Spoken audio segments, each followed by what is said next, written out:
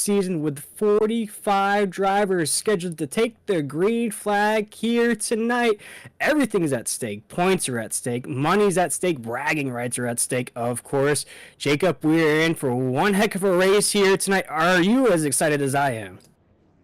Honestly, Will, I've been counting down the Fridays at this point, counting down the weeks to this race, all the way from the clash at Auto Club with that outstanding finish that we had at the line to coming to all through the dual races that we seen last week with so much aggression of guys trying to be able to jump up in the starting order for this race tonight. And then finally, it is here, the DSR Electric 250. I mean, we are in for a great race, and what better place to have it than Daytona International Speedway? Absolutely. There's 45 drivers here tonight, not only racing for cash money, as the Nazareth Series always provides these drivers, but also racing for what now in this season will be known as the Crown Jewel races. Due to Murph's magical creations, each driver that wins one of these Crown Jewel races, Jacob, will be awarded a beautiful, beautiful laser engraved trophy with the date, with the race they've raced in. Beautiful, beautiful trophy. But let's talk about the drivers that will be taking the green flag here tonight. The field is set. Let's get it rocking and rolling here tonight. Starting off in the pole position, we have Jeff Merrick in the 60 machine. Rolling off second, Kyle Hess in the 86. Rolling off third, Blake Lothian in the 43. Rolling off fourth, Joey Doucette, the Joker, in the 16. Rolling off fifth, we have Adam Johnson in the 69. Sixth here tonight is Chris Blanchard in the 9. Seventh position is Raul Meza in the 37. Eighth position is Chris Cinnamon in the 3. Ninth position is Ed Osborne in the 42. And rounding out our top 10 is the Animal, Keith Bradley. And then going to be in 11th right here. Looks like it's going to be Dana Shepard going to be in 11th. Ron Hunter going to be 12th. Michael McKinnon 13th. Stephen Thomas is going to be 14th.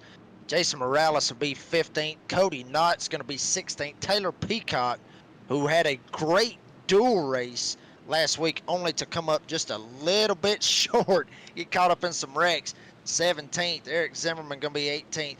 Jonathan Munda going to be 19th, and Zach Hardwick going to be 20th. Let's check out the 21st position. We have Dan Hagan in that 39. 22nd position is the 88 of Ashley Dotson. 23rd position is the 00 of Huck Whittington. We'll check out with Huck later on in this race. 24th position right now, we have Justin Lumpkin. 26th position is Phil Pappas. 27th position, the boss man himself, Brady LaBeouf.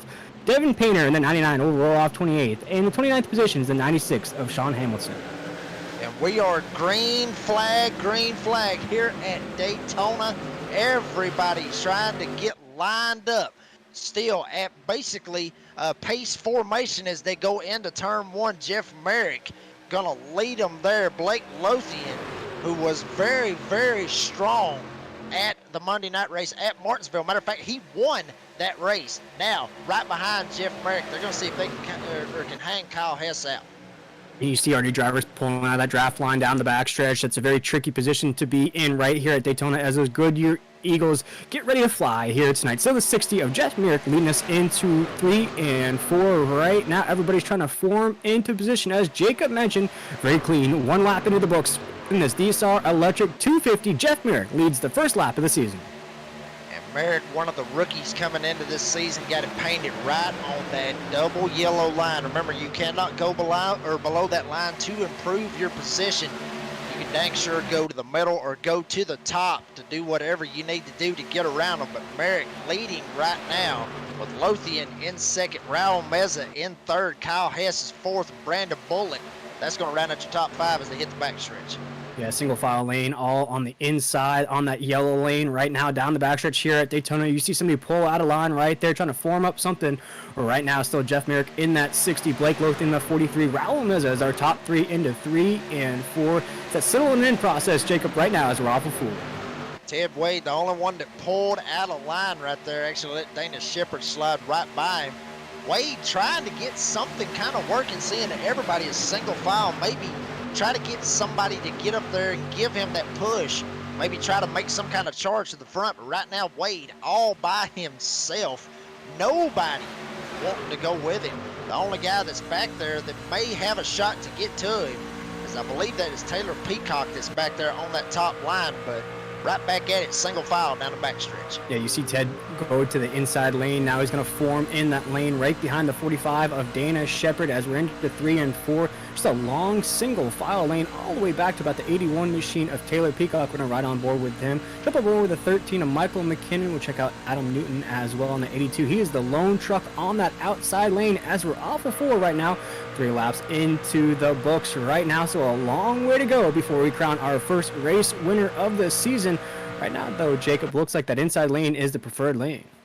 It is the preferred lane, and Wade's still trying to get some guys to line up and get up here and maybe help him out just a little bit, get it up there, get it going. Now Michael McKinnon looks like he's going to bring Adam Newton on the top lane, maybe try to see if they can slide up through there. Sean Hamilton right behind Adam Newton as well. So 4 trucks, now 5, now 6 trucks. Everybody maybe trying to see if they can jump to the front, see if they can stall out this single file formation on the inside.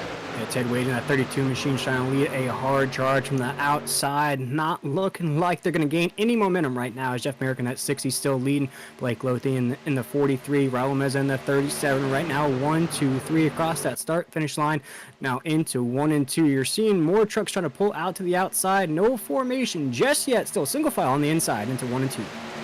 We talked about Lothian just a second ago, won the race at Martinsville. This has got to be a big kick for him, going from a track where you're using the brakes almost more than you're using the gas to all pretty much just having it on the floor. And he's showing Merrick how it's done right here, literally straight up his tailgate going into turn 3. Raul Meza, who is one of the big factors you can see at some of these plate tracks, especially here at Daytona, riding in third with Kyle Hess in 4th, and Brandon Bullock still sitting in 5th position. As we see it right now, Merrick's still leading this train, and we talked about this, Will, with, you know, Jeff Merrick being a rookie, started on the pole. That's got to be a pretty good feeling, especially for a rookie coming into the his first season, being a rookie, trying to show him how it's done, show him, you know, granted he is a rookie, but he's not going to be playing around with these guys. Now Dana Shepard looks like he's going to jump up in front of Ted Wade. Top lane may be starting to get formed right here, Will. They might be coming for him. Absolutely, and you just touched on it there. The rookies this season, watch out for some of those names that'll pop off the board here, especially one rookie that's still leading the way right now. That's Jeff Merrick in that 60. Has some vets. There goes Blake Lothian to the outside. The 43 truck is tired of riding in the Cal Naughton spot right now. He wants to lead some laps here at Daytona. We are 2 by 2 by 2 by 2 by 2, all the way down to 10th right now, as now we are drag racing here at Daytona. Right back to basically pace formation. As you can see, Merrick may try to jump straight up top. No, he will not. Meza is going to stick him 3 wide, show the rookie how it's done here at Daytona. But Lothian looks like he's got a lot of help right behind him. Merrick going to be in the middle, trying to see if he can jump down at any point. Kyle Hess is back here just watching all of this go on, trying to hope and pray that he does not get caught up in anything. But Blake Lothian going to take the lead here at Daytona. Yeah, craziness already. We're 3 wide racing already here at Daytona. Now back to the single file lane on the inside. Jeff Merrick's going to go to the outside, though. He wants to put a battle to the 43 truck of Blake Lothian as we're across the start-finish line. We have a battle for the lead heading into the corner. There goes Raul Meza in the 37. He's going to go to the outside. He's going to make it 3 wide for the lead into 1 and 2. Ted Wade's right there in the 32 machine as well. Jeff Merrick will inch out just enough. Blake Lothian's going to be left in Revis Island there on the inside right now as we're still battling for the lead down the backstretch. Wade needed some help to get to the front. Finally, he found that help, and he is able to get up there. Dana Shepard was one of them that helped him up there. Now it looks like they're going to hang Shepard out. Shepard going to go straight to the top. Wade going to jump back down with Merrick. So, wow, I mean, just absolutely topsy-turvy right here. Very early in this race, but Will, keep in mind, lap 25, that's when that stage 1 win, and it will pay out those stage points, playoff points. These guys know it. In 15 laps, that's going to happen.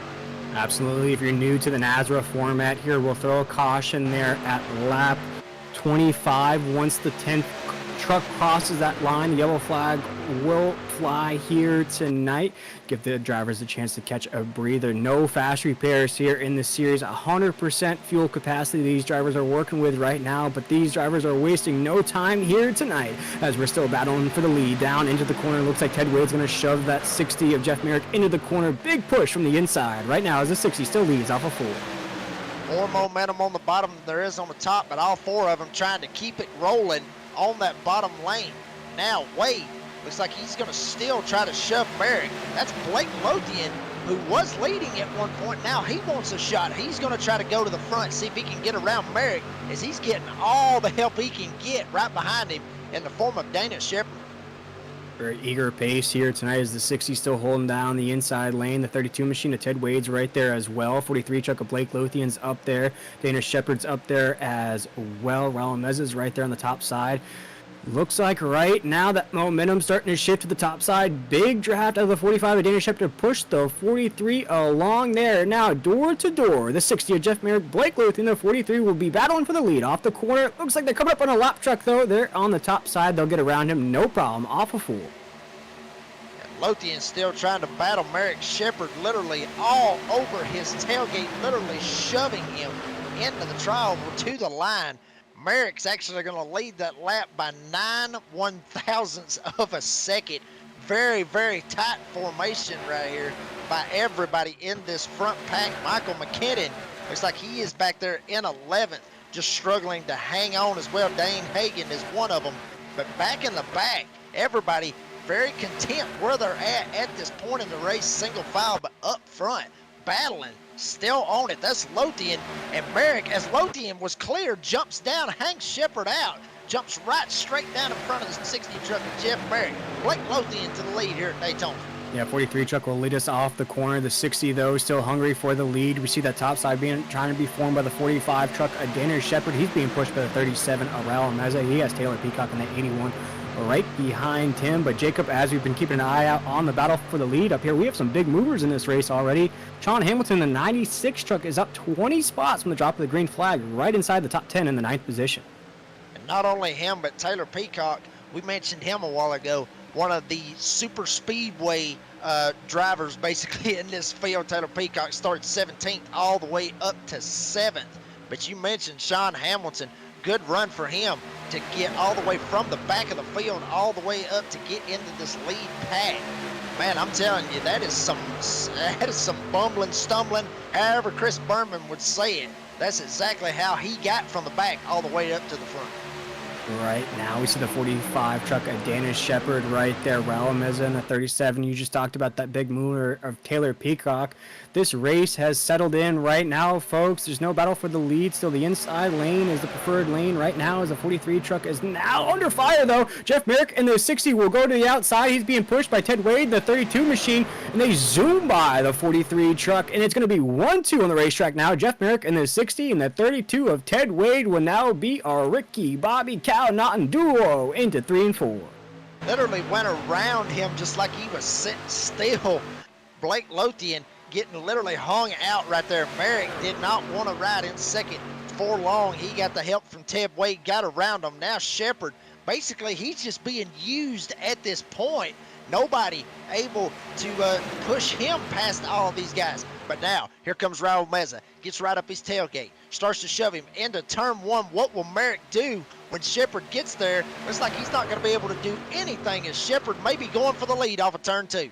Dan Shepard's been waiting for his opportunity early on in this race. He wants to lead a few laps here in the DSR Electric 250. He's going to get a push by Raul Meza in that 37 machine. At the same time, Ted Wade in the 32 will push the 60 into 3 and 4. Blake Lothian's now down in the 3rd or 4th position right there on the inside lane. I say 3rd or 4th position because they are identical positions right now on the racetrack. He's going to try to lead this lane out of 3 and 4. Jeff Merrick, still a race leader off the corner. Merrick got Wade in tow. Now Shepard trying to get Meza to shove him. Lothian behind Merrick and Wade. Meza back here shoving him. Kyle Hess also back here in the mix as well. Peacock right straight up Meza's tailgate. You couldn't put a piece of paper between both of them. That's how tight that outside lane is forming up. 3 trucks trying to muster up something to be able to get up there and get around Merrick, as here comes Brandon Bullock on that outside lane to try to help him out. We're right on board with the 37 machine of Raul Meza, who's been in the mix all night long here. And Jacob, what I've seen about the 4 weeks of speed weeks we've had, the 37 machine, I think, has found some confidence, some mojo, if you will. Shout out to Austin Powers there. He is rocking and rolling. Good run in that Clash race. Good run in those dual races as well. Good performances in our Monday night series as well here on the NASCAR 360 Racing Network. Right now, he finds himself inside the top 4. Trying to battle it out for the lead right now into the corner off of 2 right now. The 37 machine's finding himself in a great position right now in 4th. And he has found himself with 2 great drivers, that being Daniel Shepard right in front of him, Taylor Peacock right behind him. 2 guys that know how to get around Daytona. Perfect place for Meza to get a little bit of learning. But, Will, you talked about it just a second ago. He has got that mojo, shout out like you said to Austin Powers there. He has found some mojo. He has found some confidence. That's exactly what Raul Meza needs. Yeah, exactly what he needs right now is this race has not calmed down since the drop of the green flag. We've seen some lines dissipate. We've seen some single file racing, but now we're back to 2x2 here at Daytona. They're drag racing here as the 45 truck of Daniel Shepard's on the top side. So Jeff Merrick in that 60 has not evaporated from that top 2. 17 laps into this race right now off the corner. Right now, the top side is not staying as formed as they need to be, Jacob. What do you think that's the reason for that as we head into 3 and 4? Well, I think they're honestly just trying too hard. Honestly, Will, I mean, the inside, obviously, they've got more help and more momentum working on that bottom lane. If maybe that top lane was able to get more trucks up there and be able to carry some forward momentum, that's exactly what's going to help them. But honestly, I think that they see as much help as on the bottom. They're just trying too hard. I mean, literally, that's what they're doing. They're trying too hard to be able to try to see if they can clear the guys on the inside. As this race comes off the corner, still Jeff Merrick in that 60, the 32 machine of Ted Wade. There goes Dana Shepard, though. He's going to try to make a move on the outside here, down the backstretch. Going to try to get a big push right now. Jeff Merrick's going to inch up the racetrack, try to kill that momentum on the top side. Might not be enough, though, right now, as Raul Meza is going to drift off just a little bit from that back bumper of the 45. That's going to kill that run the 45 had into the corner. Right now, Jeff Merrick in that 60, still leading that inside lane off of the corner right now as our race leader, 18 laps into this race. And here comes Shepard. He's going to muster something up. Here comes Meza. He's going to muster up. Talked about him a while ago, all the confidence that he has. He's got some confidence, and Shepard's got confidence in him to try to push him to the front. Merrick still leading this bad boy with Wade on the bottom, still shoving him. Shepard still trying to muster up that top lane. But I'm telling you, Shepard getting closer and closer as here comes Lothian. Lothian's going to drop to the bottom. May have seen a little bit of extra aggressiveness going up there. That's going to kill that bottom lane. Shepard may get clear of Merrick going into 3. And as we see the 43 truck of Blake Lothian pull out of that draft line there on the backstretch, why do some drivers do that, Jacob? If folks are unfamiliar why they're seeing their favorite drivers pull out of line there? Well, honestly, like I said, I mean, they see maybe something that they do not like up front. They may see some drivers that's making some pushes that could stir the pot, if you will, cause the big one that we talk about here at Daytona and Talladega and with the new Atlanta Super Speedway. We talk about all the time with the big ones. That's exactly why they're dropping to the back. They want to save their truck for the end of the race and not have to worry about getting caught up in a big wreck, especially with a 100-lap race. I mean, we've seen it happen, Will. They don't want to be caught up this early and screw themselves out of a good finish, possibly even have a shot at winning. So that's exactly why they're dropping to the back, to stay out of all this aggressiveness this early. Yeah, as we see Jeff Merrick's going to take us off of 4 still as our race leader. We're going to have 5 laps to go here in stage number 1. You just talked about it there, Jacob. We have avoided the big ones so far. No caution flags here so far here in stage number 1. May have just put the commentator's curse on it right now as we're still side by side into 1 and 2. 60 machine of Jeff Merrick still leading. Dana Shepard in the 45 truck. He's on the outside. He has a pushing partner, Raul Meza, right there. Ted Wade's right behind the 60 as we're off of 2 and John Force drag racing down the backstretch. Meza still trying to shove Shepard, and Merrick still trying to get the shove from Wade. Tension starting to build here. 5 to go in this stage. That's when everything starts to get crazy, Will. We've seen it happen numerous times where everybody knows that those playoff points and those stage points mean so much, especially the first race in the season. You want to start your season off right with a whole bag of stage points, whole bag of playoff points. Try to lock yourself in with a win. And coming to the end of these stages, that's when all hell breaks loose. So that's, like I said a while ago, that's why Blake Lothian dropped to the back. These guys are really getting really aggressive up here with all this shoving. And I think the powers that be knew the importance of this race. They made it the crown jewel race. We're going to have multiple crown jewel races of the season, but this race in particular, not only it's the first race of the season, Jacob, it's a brand new title sponsor for this series as well. And you just touched on it. If a driver wins here tonight, they lock themselves into the playoffs. So we have 23 more weeks to go here in the season. If you win the very first race, you're automatically in the playoffs right now as we're still drag racing off the corner. The 45 of Dana Shepard, the 60 of Jeff Merrick. They are not separating right now as they're still side by side into 1 and 2. Side by side, Merrick and Shepard still basically from what it looked like at the pace laps. Wade still shoving Merrick. Meza still shoving Shepard. Same thing, basically same song, same dance right here. Peacock still trying to work the top lane, maybe help Meza out the best that he can. Bullock up there as well. Now it looks like Phil Pappas. Some drivers that may have, some of our viewers may know him from running some Xfinity Series and official races on Monday nights and through the week. So Phil Pappas up here actually started this race 28th all the way up to 10th. One of the big movers like Sean Hamilton is. Phil Pappas up here in the top 10 trying to get him a couple of stage points as we are 2 to go. Pit road is closed right now. We'll see what happens. Tension's starting to build now.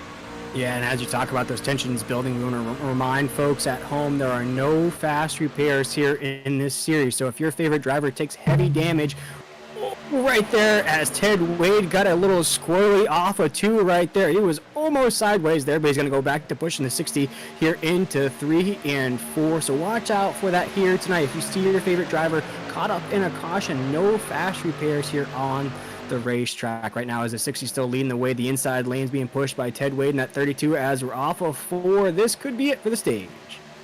It could be it for the stage as they come back. It should be the white flag for this stage. Merrick got Shepard in tow right beside of him. Meza still lined up behind Shepard. Wade still shoving Merrick. Kyle Hess in tow. Shepard needs to try to get that top lane. Everybody needs to try to get lined up, but only 5 trucks on the top. Most of the momentum down on the bottom. What will Wade do when he gets clear of Shepard, or if he'll get clear of Shepard? Here starts the aggressive shoving. Hess shoves Wade. Wade shoves Merrick. Meza shoving Shepard. Everybody shoving each other going into turn 3 for the final time of stage 1.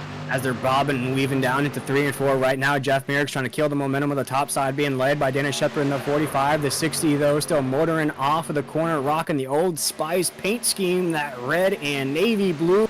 He will win stage number 1 here in the DSR Electric 250 at Daytona. Wade will get second. Shepard will get third. Kyle Hess going to come home with it in 4th for stage 1. Raul Meza, who was up there shoving Shepard for the longest, going to be 5th. Sean Hamilton all the way from 29th all the way to 6th. That's going to give him some good stage points, along with Taylor Peacock, who started 17th up to 7th. Brandon Bullock was 9th up to 8th, and Ron Hunter looks like he's going to get 9th, and Phil Pappas, talked about him just a second ago in the number 85 entry, 28th all the way up to 10th. Got that final stage point, but Jeff Merrick, I mean, great drive by the rookie right here in the first stage. And I do want to mention here, not great starts out of some of the bigger names here. Keith Bradley, the Animal, our defending champion right now, is in the 25th position. Joey Doucette, who tied for the regular season champion last year, right now being registered in the 22nd position. But here tonight, we're going to take our first break of the evening here in the Nazareth 360 Racing Network. We'll be right back with more action here in the DSR Electric 250.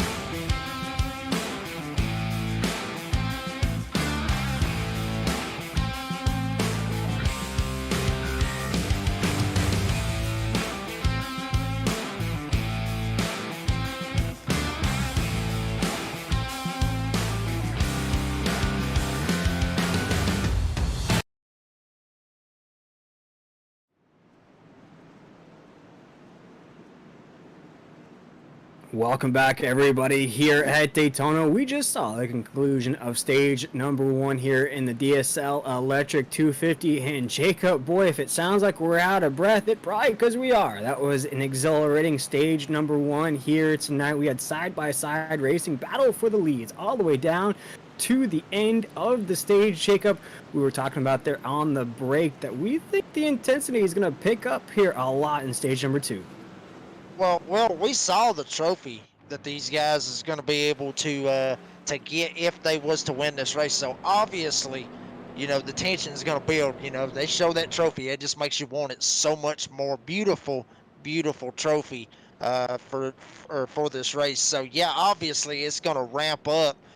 Very clean though. Stage 1 saw a little bit of passing, may have saw a little bit of blocking, some guys swapping lanes. Maybe not as crazy as I was thinking, but you know, well, we touched on this a while ago. You know, the duels was absolutely insane with some of the racing that we saw. We saw some great wrecks, I guess. I mean, if you want to put it that way. I mean, we saw a lot of great racing. We saw a lot of intensity in those duels. So with this being the first official start of the season, I mean, that intensity is just going to get bigger. It's just going to get higher as we get to the end of this race. And Jacob, an interesting thing to note as well, it looks like the entire field elected to head down pit road there in stage number 1. Is that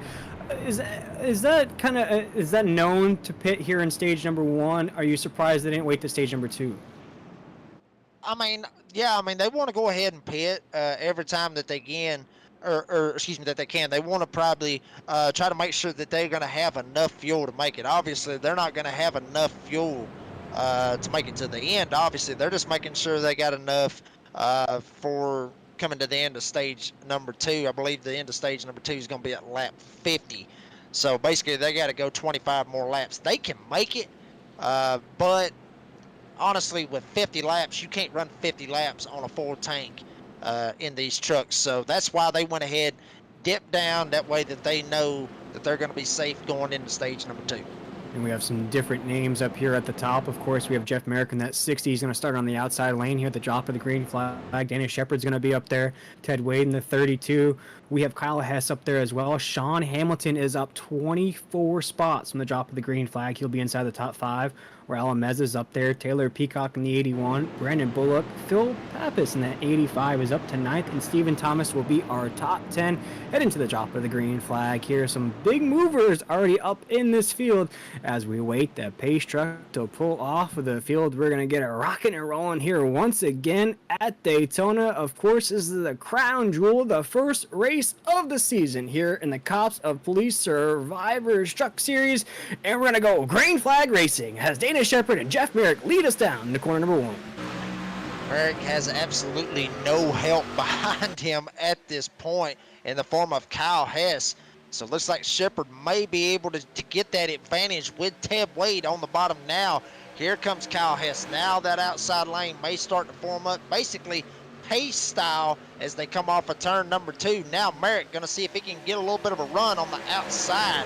Maybe try to side draft Shepard, pull him back, and get Merrick back up front where he has been the most of the race. But now Shepard and Wade, they're going to fight back. Merrick and Shepard door to door going into turn 3. Yeah, drivers wasting no time to allow these tires to warm up, already jockeying for a position right now. We're seeing noses poke out. We're seeing air bubbles formed on the racetrack, trying to find the right drafting location. The 32 machine's going to go to the outside right now. Battle for the lead of Dana Shepard in the 45. The 32 wants to lead some laps here. He's got a good pushing partner in Jeff Merrick there to the outside. We're going to go side by side into the corner right now. Ted Wade in that 32 machine, rocking what looks like to me an homage to the John Andretti 43 with that baby yellow paint scheme off the corner. We're side by side down the backstretch. Beautiful paint scheme right there with Ted Wade. Absolutely beautiful. But I'm telling you, his back bumper may be worn slap off before the stage even gets there. Merrick all over the back bumper. Sean Hamilton down on the bottom trying to shove shove Dana Shepard past Ted Wade. I'm telling you, these guys battling it out door to door, fighting for everything they got. About 7 trucks on the top, so looks like about 6 on the bottom. Pretty evenly matched right now, but Wade is going to clear Shepard. What will he do? Will he jump down? Yes, he will. Merrick almost jumped straight into Dana Shepard's door. Yeah, these guys are battling here. Only 31 laps into this race here tonight. Jeff Merrick in the 60. He keeps trying to go down the racetrack. He is making Dana Shepard in that 45 very uncomfortable there on the inside lane. Dana's going to go back to pushing the 32 of Ted Wade. They're going to try to clear this 60. Going to get a big push from the 89 of Hess. There goes the 32 to the top side. Oh my goodness. We almost had contact between the 60 of Jeff Merrick and the 45 of Dana Shepard. They're going to go door to door once again. I feel a little heat. I feel a little brewing here tonight as again they're going to go door to door off of 4. They made contact, and very significant contact, that being Shepard and Merrick right there. And wow, I mean, just straight up doored the heck out of one another. Now Wade going to try to jump up and get a hold of Merrick. Merrick actually got shoved by Wade to end stage number 1. Now it is actually flip-flop with Wade in front of Merrick. Shepard still trying to get this bottom lane rolling. Sean Hamilton, we mentioned him a while ago, 29th all the way up to 4th, and check out Taylor Peacock trying to get this bottom lane rolling. Now, it looks like Hamilton, he'll go to the top. Hess will go to the top. Shepard stuck on the bottom with Peacock trying to shove him as they get ready to come off of turn number 4 with Ted Wade getting shoved by Jeff Merrick. Yeah, Merrick has that nose right up the back bumper of the 32 machine of Ted Wade. It does not look like the 60 likes running in second, as now the 45 truck's going to come along and try to push the back bumper of the 60. Watch for the 60 to go to the outside right here. Dana Shepard thinks about it. No, that gap has closed on the top side. He's going to try once again going to that danger zone lane, see if he can get a push from the outside. The 45 truck is going to try to lead the way on the outside, make a run off the corner.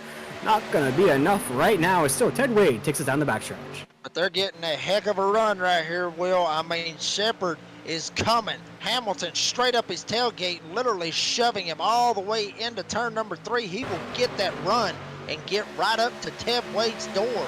Merrick still trying to shove Wade. Check out Taylor Peacock. We talked about him a second ago on the inside. Now he's on the inside of Sean Hamilton.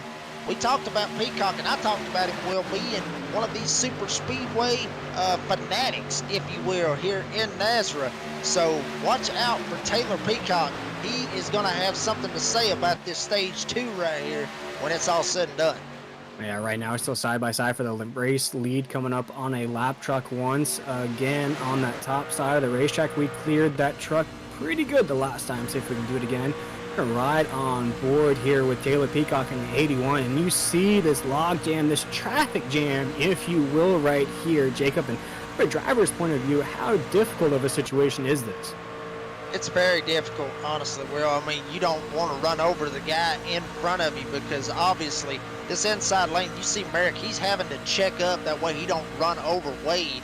And obviously Peacock trying to judge when Merrick is going to check up as well. Same thing for the top lane with Hamilton shoving Shepherd.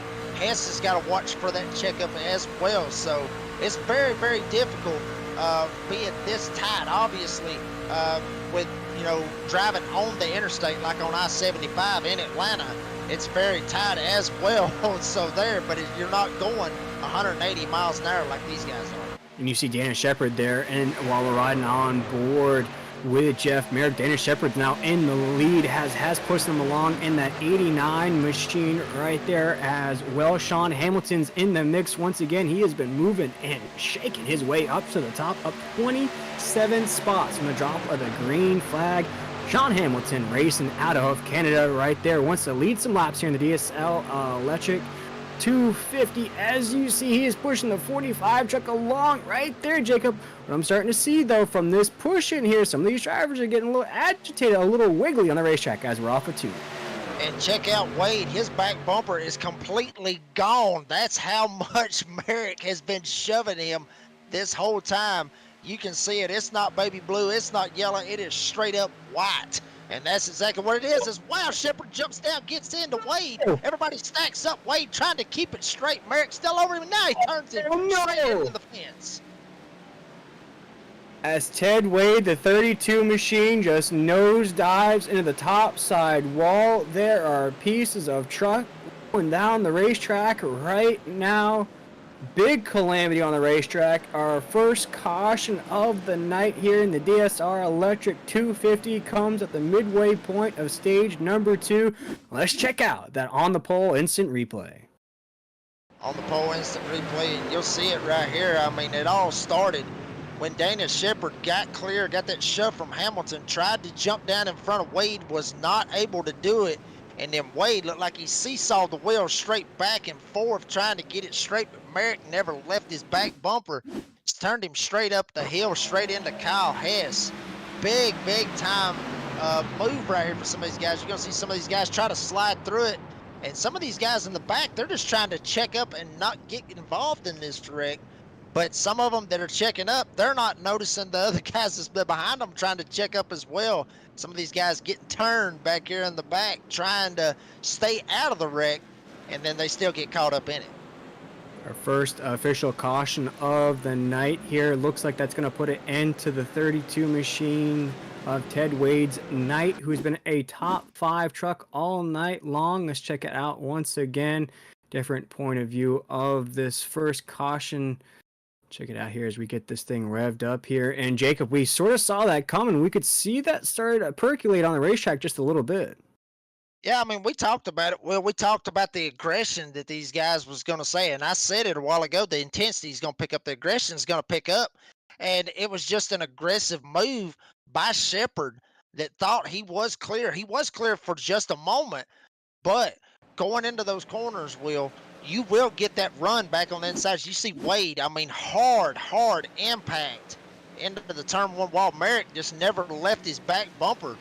I mean, I figured Merrick would actually try to lift off of the gas just a little bit and try to see if he could let him correct it. But he just literally stayed straight on his back bumper, never lifted off of it. As you're going to see it right here, Shepherd thought he was clear. He was clear, but Wade got the run on the inside. Shepherd came down. And then basically all hell broke loose right behind them. And you'll see it once again here. We're going to watch from Jeff Merrick in the 60s point of view right now.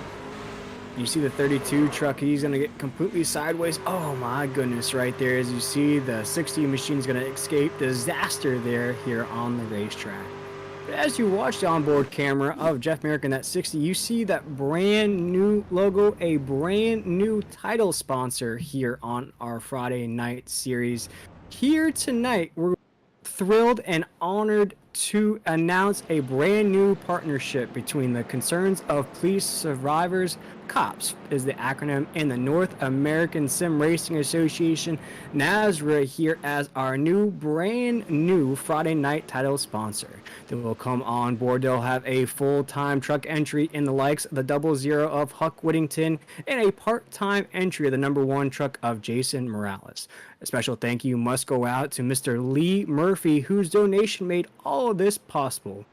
Mr. Murphy stepped up immediately with the financial backing to ensure the sponsorships were all covered for this season and asked for absolutely nothing in return except for that beautiful logo you see placed on the trucks to represent a very special family member.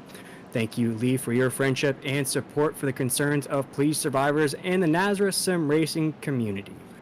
Once again, we want to shout out Mr. Lee Murphy, who has done all of this to dedicate it to his father, which we can all admire, and we want to wish him all the best here. And we want to again thank him, Jacob, for being a wonderful sponsor here. And they're also involved in Mutt's Magic Mix. That's a line of rubs and seasonings there in the Nashville area. So if you're in that area, we invite you to go check out Mutt's Magic Mix there. But once again, thank you for Mr. Lee Murphy for being a generous sponsor and an absolutely wonderful person for doing all of this for our Friday night series here. And we invite you to go check out Concerns of Police Survivors. What a wonderful organization that is to be involved with here this season. And Jacob, I couldn't be more excited to welcome a new sponsor to the NASRA Sim Racing community.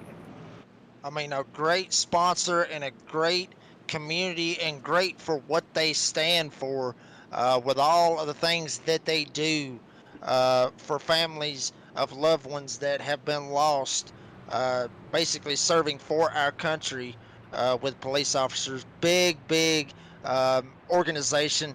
I'm all for them. I'm all for the police, our military, everything that they do to try to keep us safe every single day. That way, honestly, Will, me and you and even Adam Fligger on the controls, everybody is able to do what we love, but it all comes with a price.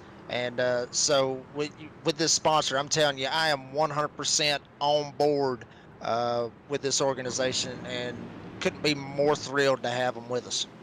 Absolutely. If you're watching along with us here on our YouTube NASRA 360 Racing Network page, you can see that link in our description to go check out that organization. But let's go back to Green Flag Racing here in the DSR Electric 250 as Hess in the 89 and Taylor Peacock will fly across that start-finish line down to corner #1.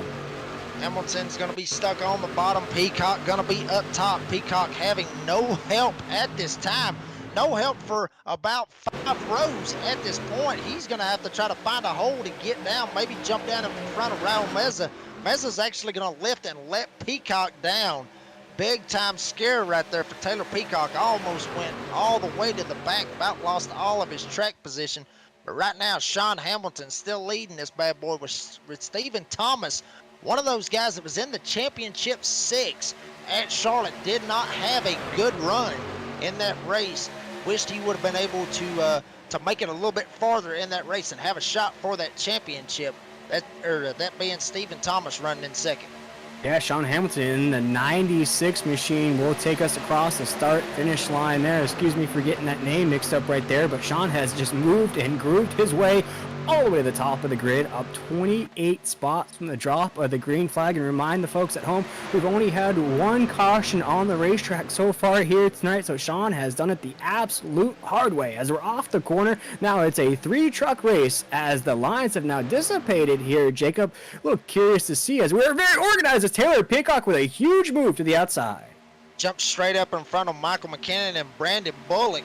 Peacock, as I said earlier, knows how to get around these plate tracks. He is rolling up here on this top lane. Michael McKinnon right up his tailgate, trying to get up here and get past Sean Hamilton and Stephen Thomas. Bullock back here as well. Check out Dane Hagan. Started this race 22nd all the way up to 6th place, trying to make moves as well. Eric Zimmerman, he was 18th at the start of this race, all the way up to 7th. Big time movers up here inside the top 10. Some of these guys that was up front, that being Jeff Merrick, He's all the way back to 21st after getting caught up in that accident. But right now, Sean Hamilton still leads with Stephen Thomas shoving his tailgate. Peacock may try to get down to the inside as they go into 3. And Hamilton's leading the inside lane. It's a 3 and 4 right now. Taylor Peacock in the 81. He's trying to find some friends there on the top side lane. Nobody just yet's going to come out to play with him just yet, as now it's going to be a single truck there on the outside lane. Looks like they're trying to form up. No, Taylor Peacock will go to the inside and get to the back bumper of the 37 machine. Oralo Meza, that'll put him in the 4th position, as now we are down into 1 and 2. Still Sean Hamilton leading the way. Check out Michael McKinnon also behind Peacock. Brandon Bullock, we talked about him as well. Dane Hagan, Zimmerman, Kyle Hess, and Cody Knott. Haven't talked about him all race long. Sitting right here comfortably inside the top 10.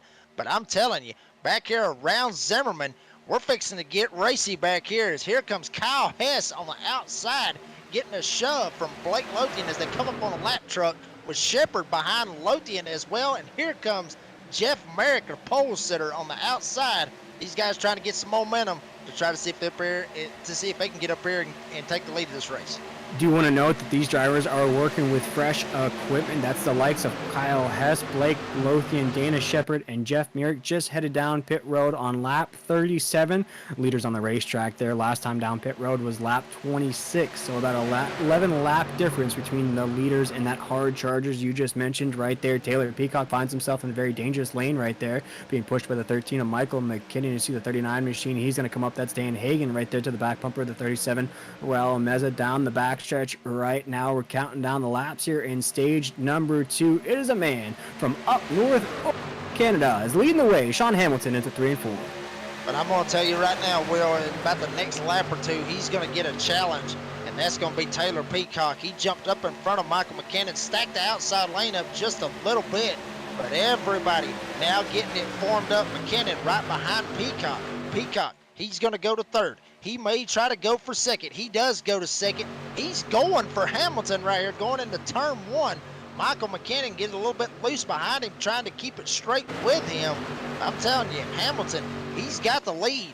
Taylor Peacock, he wants it.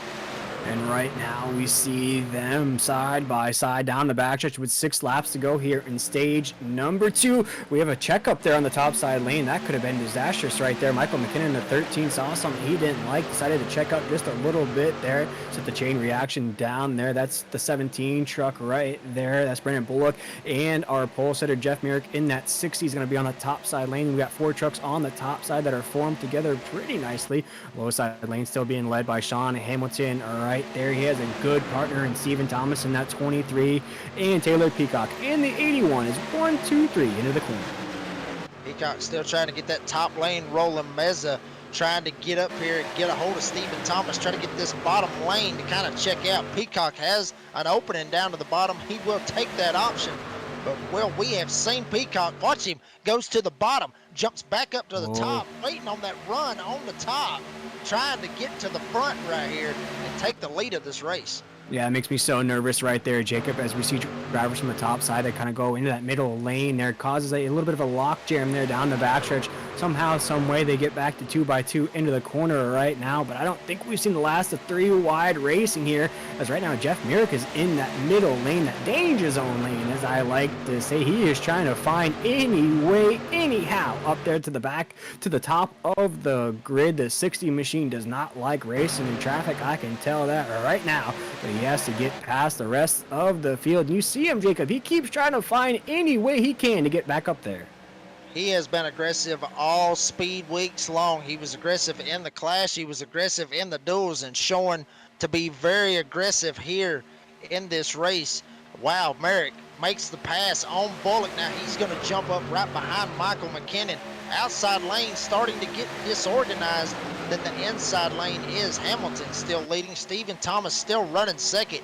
Peacock trying to get everybody lined up on this outside lane, make a charge, see if they can get to Hamilton as we come to 3 to go here in stage number 2.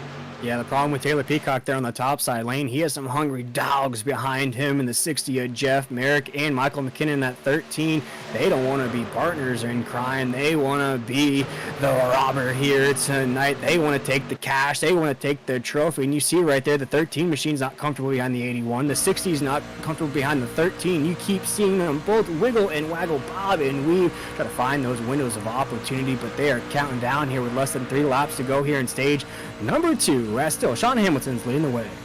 They was literally on that outside lane, Will. Peacock, McKinnon, and Merrick, all three was literally pushing one another down the back straightaway. You see Merrick get right up on the back bumper of Michael McKinnon, almost turns him right here in the travel as everybody starts to scatter. Peacock trying to get this momentum going right here, but Merrick shoving McKinnon. I'm telling you, these guys are getting very, very aggressive right here. 2 laps to go. Pit road is closed for everybody. So Peacock trying to muster up that outside lane. McKinnon trying to get to him. Merrick shoving McKinnon straight into Taylor Peacock as they go down the backstretch. A lot of blind trust here, 49 laps into this race right now as they, oh my goodness, is Sean Hamilton trying to go to the top side, throw a block. Not going to work. Stephen Thomas in the 23 will go low side. Taylor Peacock high side. We're 3 wide for second right now with Raul Mez in the 37 on the low side of the racetrack. Right now, Stephen Thomas will take us off of corner number 4. A new race leader here in the DSR Electric 250. 1 to go in stage number 2. 1 to go, but Hamilton's coming. He's on the outside. Peacock right behind Hamilton. Meza right behind Stephen Thomas. Don't count out Jeff Merrick. He is there as well as Brandon Bullock. 6 trucks basically trying to separate themselves from the rest of the pack. Peacock straight up Hamilton's tailgate.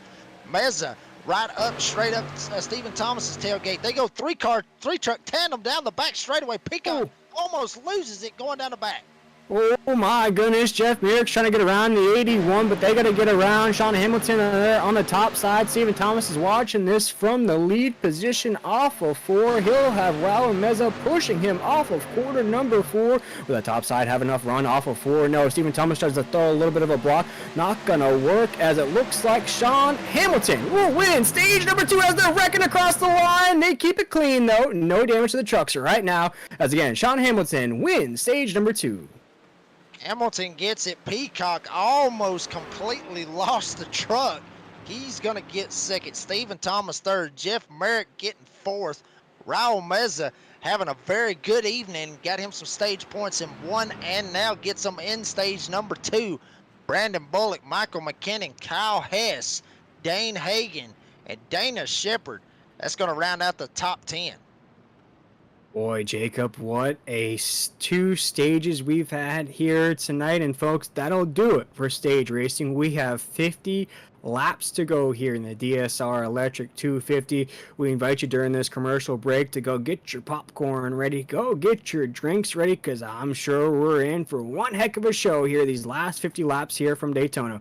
We'll be right back with more here on the Nazareth 360 Racing Network.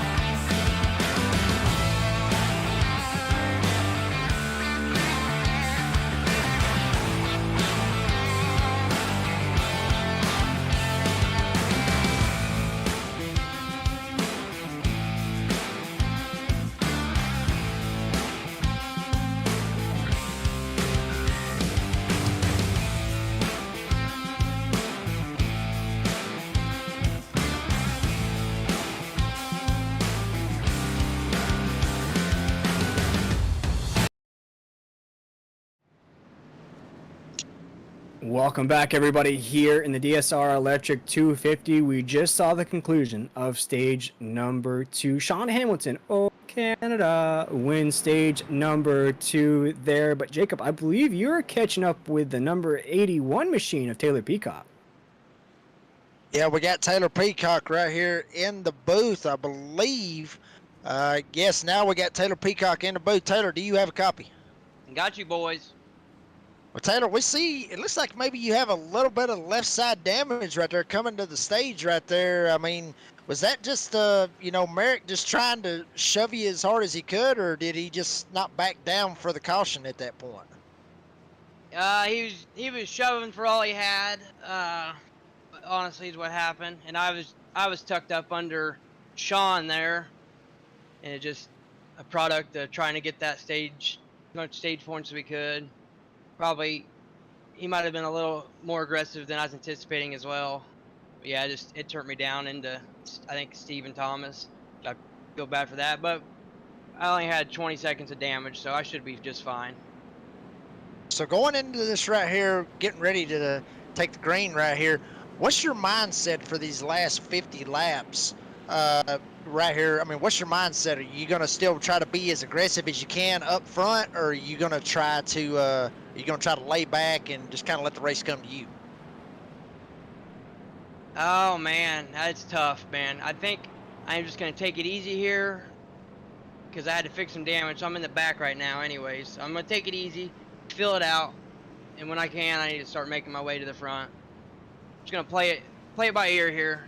I know we're not done wrecking yet, so there's a big one just ready to happen any minute now. While we got you, right before we take the green, you got anybody that you want to thank, bud? Yeah, my teammates at up front that are here, Jeff and Ted Wade.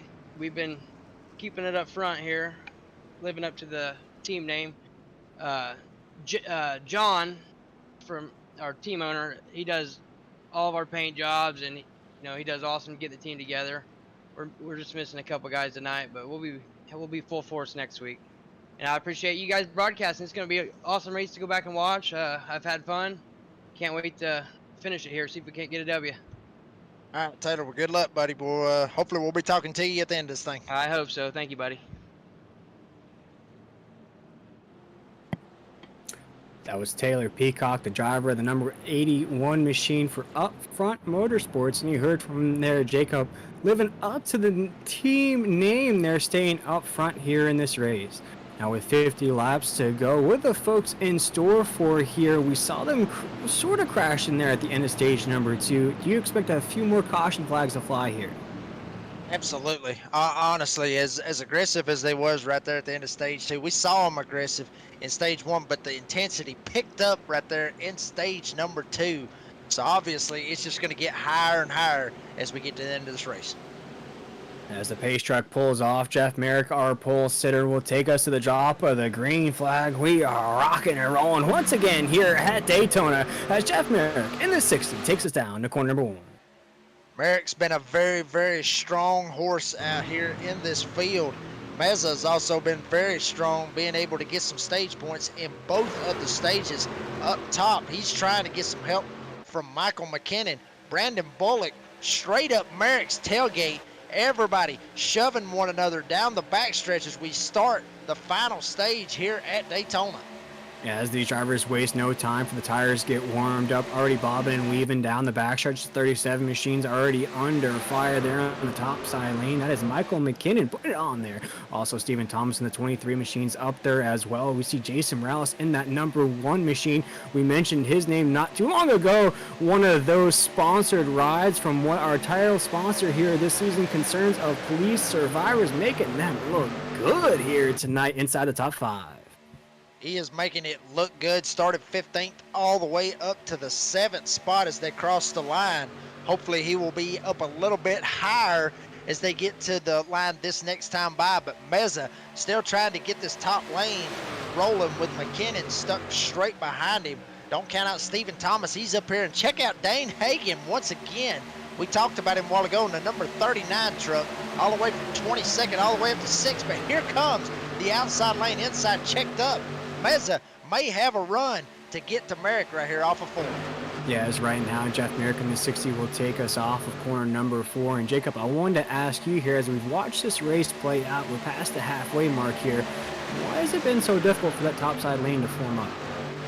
Honestly, I think it's just with the momentum, and I think it's got a lot to do with the momentum being that there's so few trucks that are jumping up there into that top lane. You see them actually also bobbing and weaving, as you like to say, Will, back and forth, left to right, not keeping it steady as the drivers is on the bottom of the racetrack.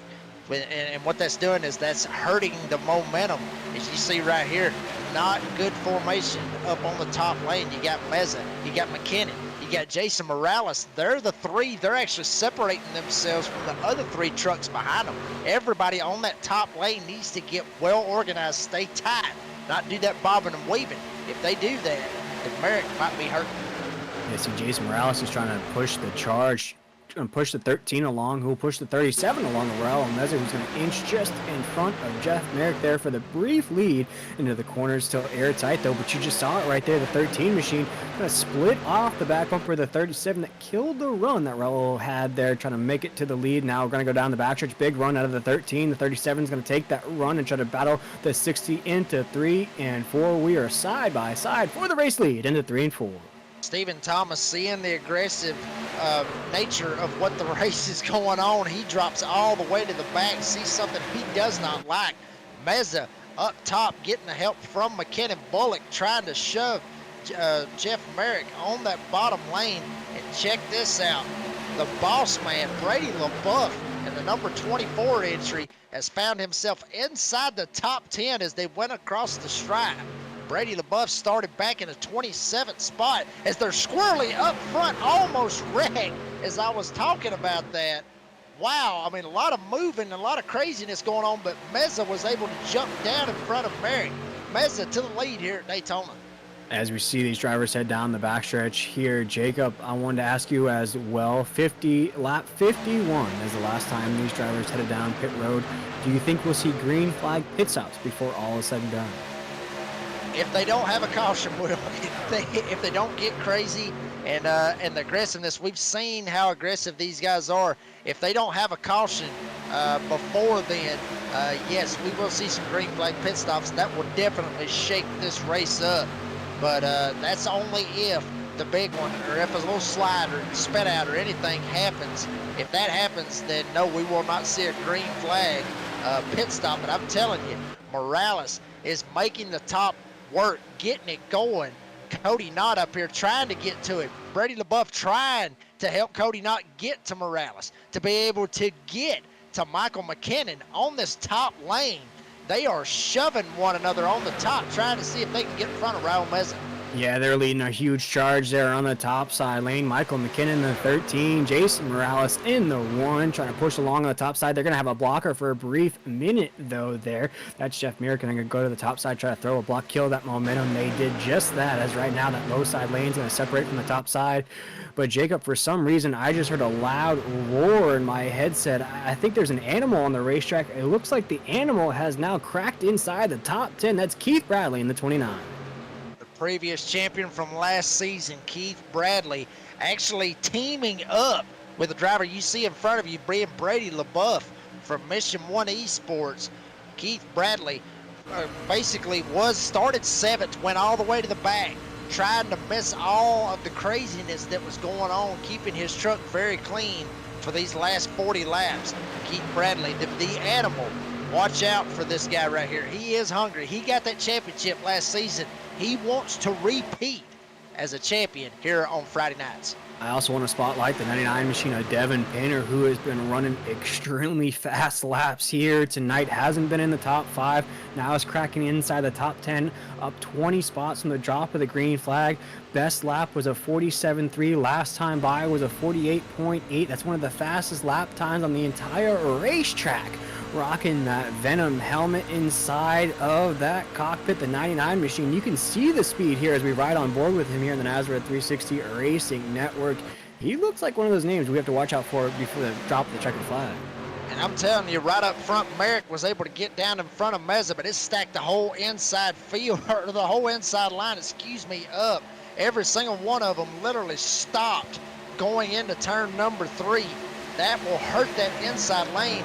That'll take Brandon Bullock all the way to the front, help lead that lap, getting the push from Michael McKinnon. Now, McKinnon, he's going to shove it. McKinnon's going to get clear. He's going to jump down in front of Jeff Merrick.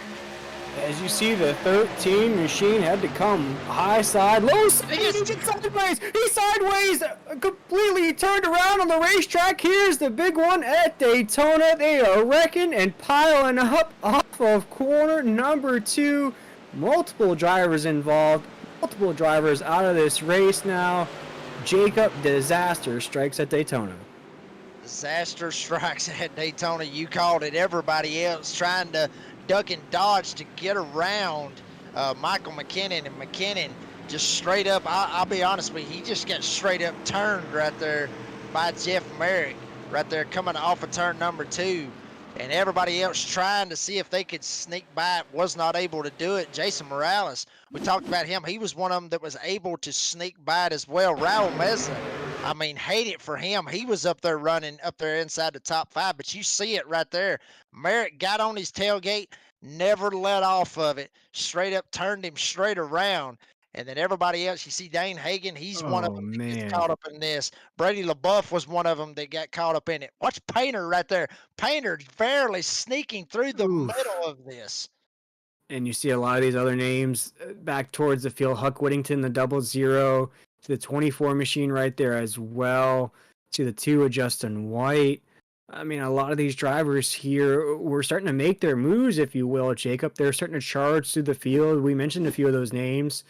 We'll check it out here once again. And if possible, maybe our producers could throw us on board with the 13 of Michael McKinnon to see his point of view, because I can only imagine as a driver there, Jacob, if you get completely turned around sideways and you're heading the wrong direction on the racetrack, all you got to say in that cockpit is, oh no.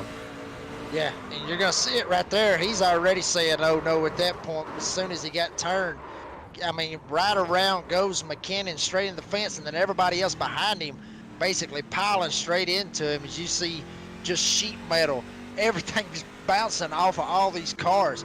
But I'll say this, Will, I just checked this right here. If we can get a camera on the animal Keith Bradley, how close he was to straight up getting caught up in this. He barely missed all of this action. That being the animal Keith Bradley barely was able to sneak through every bit of it. As we watch the on the pole instant replay once again here, it is hard to judge who is out of this race, who is still in the race, who suffered damage in that accident. Everybody headed down pit road after this caution flag. We're going to ride on board with the animal here. Man, Jacob, looks like he's going to pull off some Matrix moves here. He's going to pull off some serious moves right here. You see Brady LaBeouf right here. He didn't actually get into LaBeouf right there. He actually got turned by Justin White on that inside lane, and then just check it out, barely sneaking by McKinnon right here, literally all over the brakes. Ooh. Maybe got into the back of Justin White just a little bit.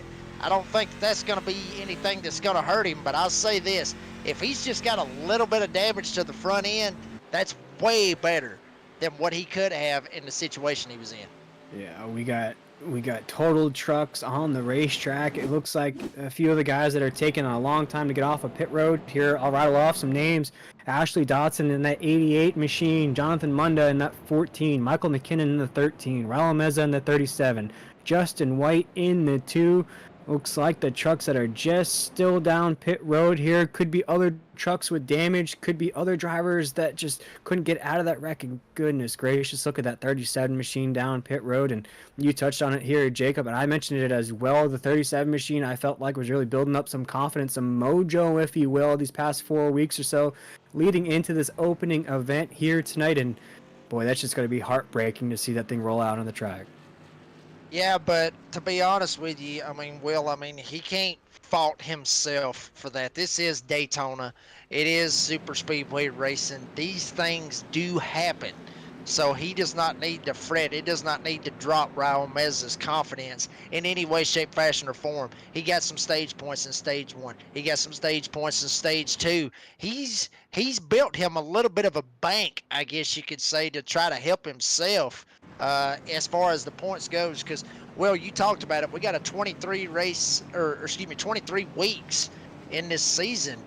It doesn't hurt to go ahead and start getting that points bank built up right here in the first race of the season. So, I mean, we still got a long race left to go. We still got 35 laps left in this race. Anything is possible. We've already seen the big one. I wouldn't be surprised, Will, if we see another one. And Jake, I can't not mention the fact here, as disastrous as that yellow flag was, it is a beautiful time for our brand new title sponsor here in this Friday Night Truck Series. Both of their sponsored drivers are 1-2 on the racetrack right now. Gosh, Jake, that gave me goosebumps up here in the booth. We have Jason Morales in the number 1. We have the 00 of Huck Whittington leading the way in the concerns of police survivors trucks right now. Our brand new title sponsor here in this Friday night. They're going to be 1-2 at the drop of the green flag. That is awesome to see right there. And we talked about the concerns of police survivors sponsor that we have for this season. I mean, great sponsorship, great organization. And like I said before, you know, I'm all for this, and it is awesome to see both of these trucks getting ready to lead us right here to this restart. Awesome to see that. Ralameza in that 37 machine, he'll rebound from that last caution. Doesn't look like he took too much damage. Nope, I correct that there. He did take a lot of damage. Still finds himself there in the 4th position. Taylor Peacock's up there as well. Kyle Hess is going to be in the 5th spot. We mentioned Huck Whittington, Jason Morales as we're back. Green flag racing here. The DSR Electric 250 after all that disaster, all that calamity. Jason Morales in the 1 will take us into the corner. And wow, I'm telling you right now, Huck Whittington has no help at all. Meza stuck was right behind him. Literally the whole front clip knocked completely off of his truck. Morales will get every bit of help that he can. Huck's just going to fall, just basically free fall, through the field. But Jason Morales getting all the help he can from Taylor Peacock. And I'm telling you right now, everybody, Kyle Hess, check this out. Able to sneak through all of that calamity, sitting up here running top 3 right now. And the animal, Keith Bradley. We talked about him barely sneaking through that wreck. We saw how crazy it could have been for him. Now sitting right here comfortably inside the top 5. And you look at that purple and gold paint scheme of the Joker. That is Joey Doucette racing out of Oakland, Maine right now. He tied for that regular season championship. Missed out on the championship 6 by 1 single point. So you know he's coming into this season with a little bit, and no, a big chip on his shoulder here this season inside of the top 10. He and the animal are trying to rage their way up to the top of the grid right now, as it looks like we have some movers and shakers on that top side lane. There goes Huck Whittington. He'll go to the outside with a big push from Sean Hamilton. He needed the help, and he found it with Sean Hamilton. Meza basically threw him all the way to the back, was not able to help him. But he got Sean Hamilton to shove him. Huck Whittington will lead this lap. Check it out.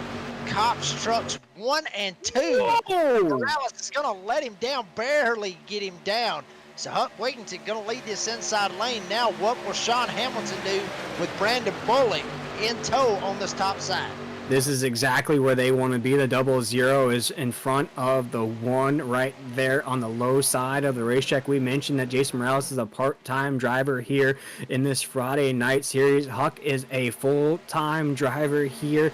So what a way to kick off the season if they can get one of these concerns of police survivors trucks into victory lane. As right now, the 00 of Huck Whittington, our new race leader, off the corner. He will lead probably another lap. Yes, he will. He'll get this lap. But Hamilton still trying to fight on that outside lane. Bullock still trying to shove him. Peacock back here behind Morales and Huck Whittington trying to keep this bottom lane rolling. And check it out. Shepard, he's back up here battling with Taylor Peacock on the outside. Looks like there's more momentum, more help on this top lane, Will. Trying to dethrone basically these two C.O.P.S trucks on the inside, that being Huck Whittington and Jason Morales. Yeah, just like Oprah once said, you get a lead. No, you get a lead. No, you get a lead. We've had numerous lead changes here tonight. Numerous trucks taking us across that start-finish line here, leading laps, but no change here this lap. 00 Huck Whittington still leading the way. Sean Hamilton gets very close to that back bumper there across that start-finish line. Sean Hamilton's been a very strong truck here tonight. He is being pushed along by the 17 truck of Brandon Bullock. They're on the top side of the racetrack. They're moving and charging their way. They're on the top side, doing everything they can to keep Huck Whittington in the 00 and the one of Jason Morales in their grass, as now we're down the backstretch. And from what I am seeing right here, Will, they are basically rolling on this top lane with nobody else. Shepard being the one that's pushing the top guys, that being Bullock and Hamilton, nobody behind them able to try to get up there and help them out. And well, I talked about this a while ago. You want to try to keep everybody tight in formation to advance. If that group, or excuse me, them three trucks back there behind Shepard and Bullock and Hamilton can get up here and get something going, maybe something will happen. But I'll tell you what, Hamilton had enough of it. Jumped straight down in front of Huck Whittington. Hamilton to the lead here at Daytona. Yeah, Hamilton's leading the way here once again. Oh, Canada still leading us down the backstretch right now. Huck Whittington's right on that back bumper. Brandon Bullock in the 17 truck. He'll be pushed by Dana Shepard in that 45. Dana Shepard's now back in the mix, as well as Jeff Merrick in that 60, just a few spots down on the racetrack as well. See Ted Wade in that 32 machine. He is currently not on the lead lap, but he is in the mix though, trying to be pick a blocker, if you will, up here in this lead pack as we cross the line, make it lap 72 into 1 and 2. And Bullock will actually get that lap by, 100ths of a second, almost 2 100ths of a second over Sean Hamilton. Bullock getting the shove right here from Dana Shepard, trying to roll up here on this top lane. That 21, you mentioned it a minute ago, that is Trey Pitts. He is 2 laps down up here, fighting it out, actually trying to stay in front of Eric Zimmerman, who is right behind him. Both of these guys battling for the lucky dog at this point in the race. But I'll tell you this, they are catching the very, very slow truck of Raul Meza coming off of turn 4. You're going to see him right here in a second on your screen. But Bullock is clear. Will he jump down in front of Sean Hamilton? He will not. He will see if Dana Shepard can get rolling and maybe try to get both of them clear. That way they can jump to the bottom. Again, we have another lead change on the racetrack. That's Brandon Bullock in the 17 that led us across that start-finish line. Now back under fire once again from Sean Hamilton. They're going to come up on a lap truck there on the top side. It's going to cause this top side lane to sort of drift down just a little bit. No problems there on the racetrack. That's Raul Meza in 37 that they're zooming by there on the top side. Sean Hamilton, though, will take us into 3 and 4. Looks like we're going to try to make it 3 wide into the corner right there. Nothing's going to form, though. Oh, there goes 3 wide right there into 3 and 4, and you see it there, Jake, not forming up there on the top side lane as Dana Shepard's going to keep cool there on the top side, trying to get around Brandon Bullock in the 17 truck, but it will be Sean Hamilton across the start-finish line once again as our race leader. Hamilton keeping it rolling on the bottom. Huck Whittington and Jason Morales, the 2 C.O.P.S trucks, trying to figure out a way to try to get Hamilton clear of Bullock. Maybe get even Huck and Jason clear of Bullock, and then have both the C.O.P.S trucks jump straight to the top. Get Bullock to shove them straight past Sean Hamilton. As you see Huck Whittington shoving, literally shoving Hamilton down the back straightaway. Everybody still double file for about 6 rows. As Huck Whittington still trying to get a hold of Sean Hamilton with Brandon Bullock on that top side. And looking, Jake, at the last time these drivers headed down pit road was around lap 64, around 10 laps or so. You were talking about the window being around 25 to 28 laps on the racetrack. Do you think these drivers can make it all the way with the intensity these drivers are racing with? All the way to the green flag pit stop? Probably not, honestly, Will. I mean, because they are literally shoving the hell out of one another in every shape, fashion, or form. Now, I mean, going to the green flag, obviously, they will have to make one more pit stop to be able to make it to the end. And I think that's what some of these guys that are way back in that, maybe 10th to 12th to maybe 15th place back there where Brady LaBeouf and Ron Hunter are running. That's exactly what they're doing. They're waiting for that green flag pit stop, trying to let it happen. That's why you see a lot of them just doing this single file deal. But up front, these guys are not playing around. They want to get their name called, and they're getting it called big time right now with Brandon Bullock, Sean Hamilton, Dana Shepard, Huck Wigginton, Jason Morales, the top 5 with, it looks like, I believe that's Dane Hagan. He's up there in the top lane, 4 trucks up top, trying to get something to work. Exactly 25 laps to go here in the DSR Electric 250 here live on the Nazareth 360 Racing Network. If you haven't done so already, please hit that like, share, and subscribe button, whether you're watching us on Facebook or YouTube. That way you can stay up to date with all the Nazareth racing action we have coming down the pipeline. But right now we're about to crown a champion, a crown jewel champion here in just about 24 laps as we're 3 wide across the start finish line down into corner number 1. The heat is on here, Jake, as we rage into 1 and 2. That is actually a lap truck, if I'm not mistaken, Will. It is. Being up front. That is actually Trey Pitts trying to get up here and get one of his laps back, racing Sean Hamilton basically for the lead. So the 21 not on the lead lap at this time. So right now Hamilton actually is loving this with the lap truck on the top lane, stopping the advance up top, but the up top lane is actually getting more momentum as we say this. Everybody trying to get up there to the top lane now. More help on the top than there is on the bottom, as it looks like Pitts is trying to carry Shepard, and maybe that might be the thing that Shepard needs right there to be able to get around Sean Hamilton. As you see Pitts right there in that 27 machine, and Jake, as a driver's point of view, you see a lap truck up there, of course, battling to get back on the lead lap. But is that frustrating, let's say, for the 45 truck of Dana Shepard, who essentially wants to be in that position, but knows he has to get around to a lap truck to do so? Well, yeah, I mean, obviously, you know, it's going to be frustrating, obviously, because Shepard could be door-to-door right now with Hamilton battling for the lead. Obviously, you don't want to shuck him out, which probably is what they really need to do. But Pitts is not really stalling this outside lane. He's actually helping them out on this top lane. So, yeah, it is frustrating.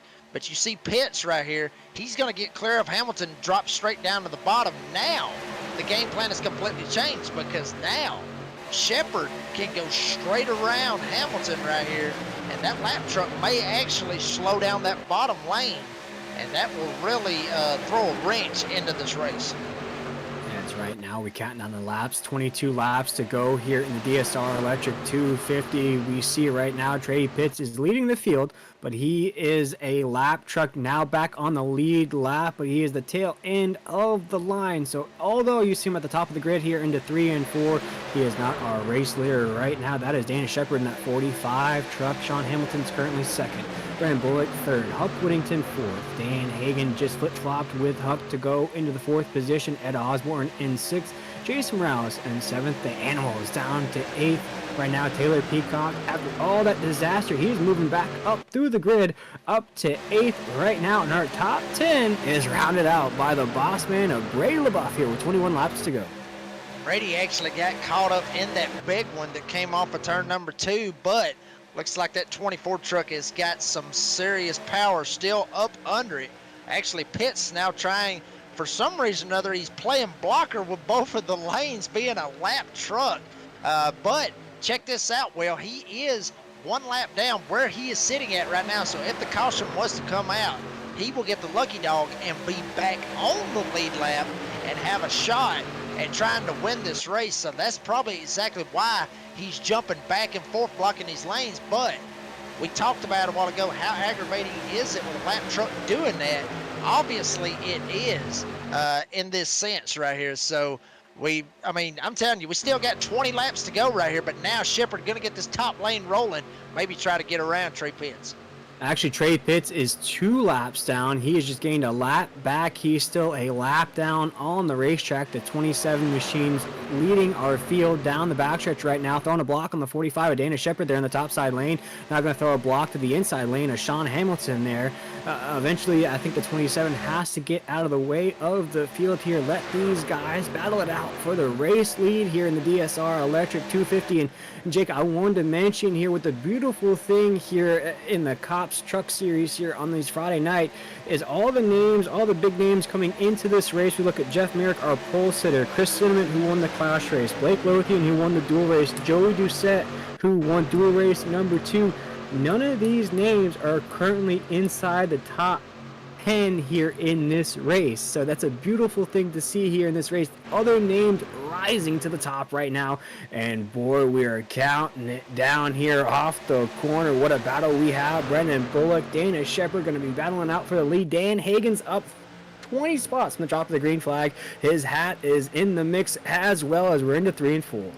And he literally shoved Bullock straight past Trey Pitts. So Bullock going to be straight up clear right here and take the lead of this race. Now Dane Hagan's going to be in second. He's going to get turned straight in the fence by the lap truck of Trey Pitts. And chaos ensues as we're still waiting to see if, yes, now the caution has flown. Wow, well, I mean, Dane Hagan straight up getting turned by a lap truck. As we check out this on the pole instant replay up here in the booth, Jake, and I'm kind of speechless up here, but let's break down this replay here as we see Dan Hagan's going to follow the 17 truck of Brendan Bullock off the corner. You see the 27 of Trey Pitts right there, 45 of Dana Shepard as well. See what causes this wreck here. That's just clear contact right there to the right rear fender of the 39 truck of Dan Hagan's going to send him directly into that top side wall.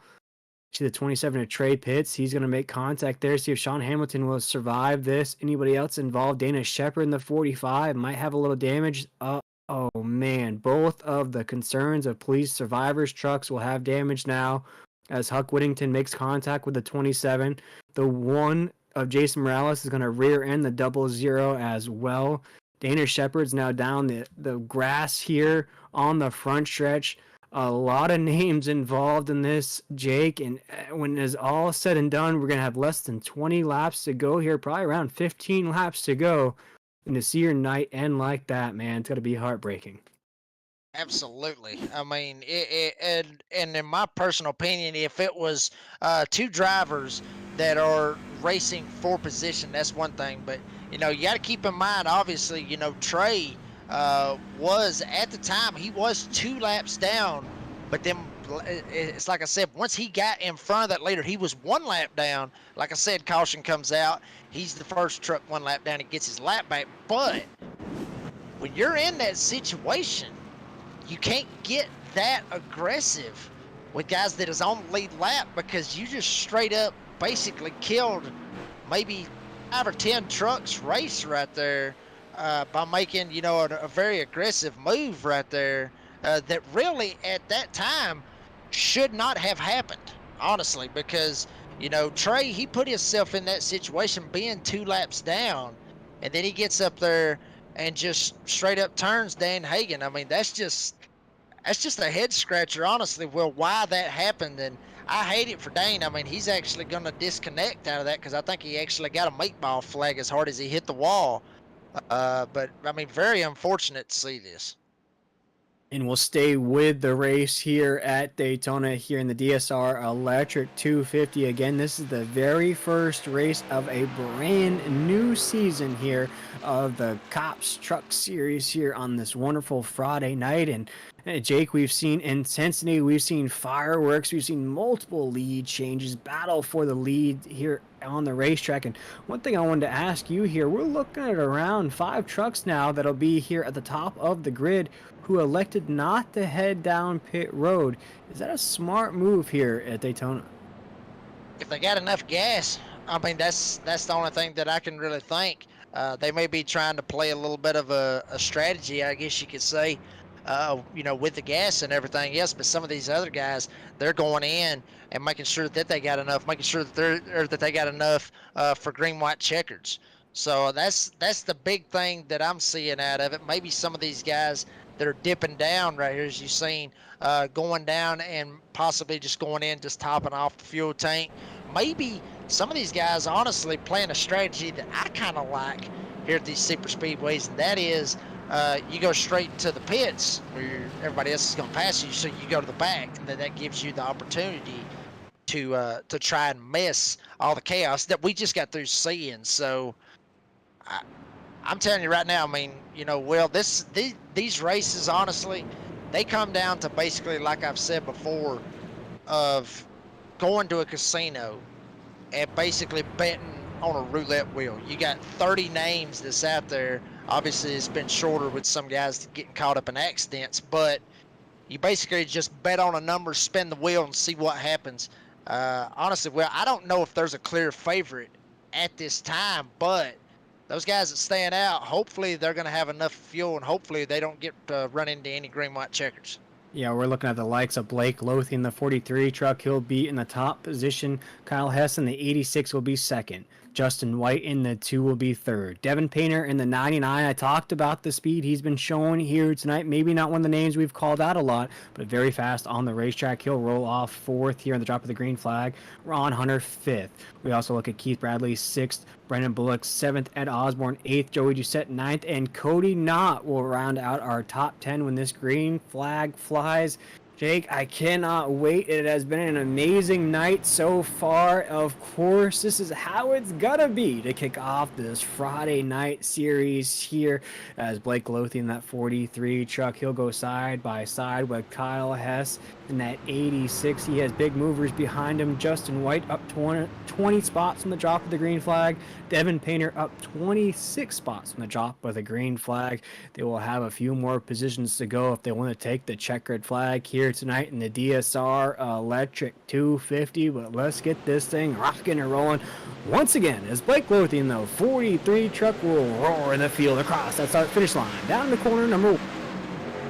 Lothian's going to get away very, very cleanly with the lead. Justin White going to be right behind him as well.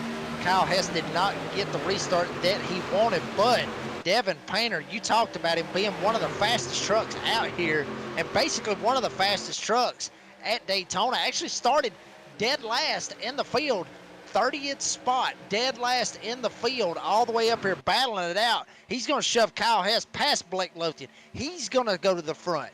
So it's going to be Kyle Hess, Devin Painter, and check it out, right behind him, the animal, Keith Bradley. Yeah, and Kyle Hess had to get to the inside lane quick, fast, and in a hurry because that 99 wanted to take the lead from him there. It looks like he is not comfortable in that second position. The 99 truck is trying to find a way, any way, around Kyle Hess in the 86, but the animal is eating up that top side lane. Our defending champion is now our race leader, down to 1 and 2. The animal's trying to eat here tonight with 14 laps to go. And check it out, Ed Osborne right behind him. Haven't mentioned his name that much. The Joker, Joey Doucette, right behind Osborne. Jeff Merrick, who was starting on the pole for this race, but it's not over yet for the battle up front. Keith Bradley still stuck up on the top with Ed Osborne shoving him. Kyle Hess on the bottom, getting the shove from Devin Painter. For now, Bradley has the lead, but not now. Here comes Kyle Hess with a run on the bottom of the racetrack with Devin Painter and Blake Lothian as they come off turn 4. Door to door right now is Keith Bradley and Kyle Hess. As Terrell Owens once said, better get your popcorn ready because right now this race is heating up here at Daytona. Can't get any hotter than the weather down here in Florida, but it is hot on the racetrack. With all the racing that's going on right now, we have Hess to the inside. Keith Bradley, the animal, to the top side right now. He's being pushed along by Devin Painter and Joey Doucette up there, pushing along. We're side by side. John Force drag racing down the backstretch right now. These two are inseparable down to 3 and 4. And Keith Bradley, what a win would be for him here at Daytona. Won the championship last season. Ride the momentum from winning a championship to winning here at Daytona, but he's still got 12 as they come to the line, 12 laps. to try to finish it off. Ed Osborne still shoving Keith Bradley on this top lane. Doucette right behind Ed Osborne as well, with Hess and Painter and Lothian down on the bottom. As I talked about, more momentum down on the bottom, but I'm telling you, the top lane has got way good help up top. And I'm telling you, the best guy to lead them right now is the previous champion, that being Keith Bradley. Yeah, as we like to say down here in Florida, this is the calm before the storm. You can feel everything building up. You can feel the air pressure start to drop.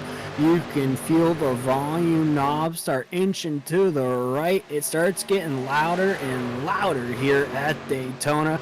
As you see, these drivers aren't really battling right now. They're settling in for these last 11 laps. They're calculating in their heads which lap to make the move, who to make the move on, and who to take with you there to the lead, as right now our race leader is the animal into the corner. BP Racing for Autism and Mission 1 Esports battling it out here at Daytona with 11 laps to go. Bradley keeping that top lane rolling, actually side drafted Kyle Hess a little bit right there off of turn number 2 to try to drag him back, maybe see if he could get clear. Osborne shoving Keith Bradley. Painter still shoving Kyle Hess. Basically looking like pace formation at over 180 miles an hour coming off of turn 4. Hess will keep the lead for the moment, but Bradley will battle back. I'm telling you, it's going to be a dead heat right here at the line. 10 laps to go. Yeah, Devin Painter in the 99 machine, racing at a high line, racing a brand new team this season. No better way to kick off the season, to get the first victory for that brand new team here right now. The 99 trying to make it happen. He is door to door with Ed Osborne for the 3rd position right now. They are behind our leaders of Keith Bradley and Kyle Hess, who are still side by side on the racetrack, Jake. But you see what that's causing behind them. Everybody's inching. Everybody's trying to eat. Everybody's trying to take the checkered flag right now as we're around 3 and 4. Coming off 4, they're actually going to catch a lap truck, which is really going to throw everything into a complete curveball. That being Michael McKinnon. He is actually that lap truck. He'll stay straight up against the wall, let everybody be able to get by. 9 laps to go right here. Bradley got his teammate Ed Osborne for Mission 1 Esports trying to roll this top and see if they can get around Hess. You see Bradley come down, give a little side draft, maybe try to pull Hess back as much as he can. But I'm telling you, 2 by 2 by 2 by 2, all the way back through the field. Looks like everybody's starting to get squirrely back there. You're starting to see waves in a wave pool right there. Just as you wait for that next wave to come out of the system, you see everybody start to move a little bit in that pool, Jake. That's exactly what we saw there down the backstretch. Everybody started to move with the waves, if you will. Just then off the corner, we just saw it now off of 4. That's going to be a recipe for a disaster. Watch out for that as we come off of corner number 2 here as we enter 1. As Joey Doucette hits the topside wall, he makes contact. We have a wreck happening right now in the entry of 1. Wow, big wreck right here coming out of the tri-oval. That all happened right there when Jeff Merrick in the 60 jumped straight up and got straight into Joey Doucette and sent him straight into the fence, and everybody behind him scattered trying to get around Joey Doucette. We'll check out this on the pole instant replay here on the Nazareth 360 Racing Network, and boy, that just happened so fast there, Jake. It is just hard to see what exactly happened there. It's just, I sort of saw it when we came off of 2 onto that backstretch here. The field didn't like the exit of the corner. Saw it again off of 4. The field wasn't feeling the exit of the corner once again. And you just see the ripple effect of drivers being uncomfortable off that corner. Yeah, I mean, everybody just kind of stacked up right there. And you see there was a 3rd lane that was starting to work on that outside lane. And Merrick saw that and was going to jump up and try to get some help on that top lane, maybe try to get them going 3 wide. Obviously coming down right here to almost 5 laps to go. Everybody trying to get every inch that they possibly can, but I'm telling you right now, that's a heartbreak right there for Joey Doucette. Basically had the top 3 guys in the top lane was all Mission 1 Esports, that being Bradley, Osborne, and Doucette. And wow, I mean, I'm telling you that we talked about intensity ramping up here at Daytona, I'm telling you right now, we go back green, it's fixing to get a whole lot hotter. And you see it right there from the number 16, Joey Doucette, the Joker here tonight. And you see exactly what happens. He might be the best truck of all. He might take the most damage there on the outside of his truck. But other than that, Jake, he might still be rocking and rolling here tonight.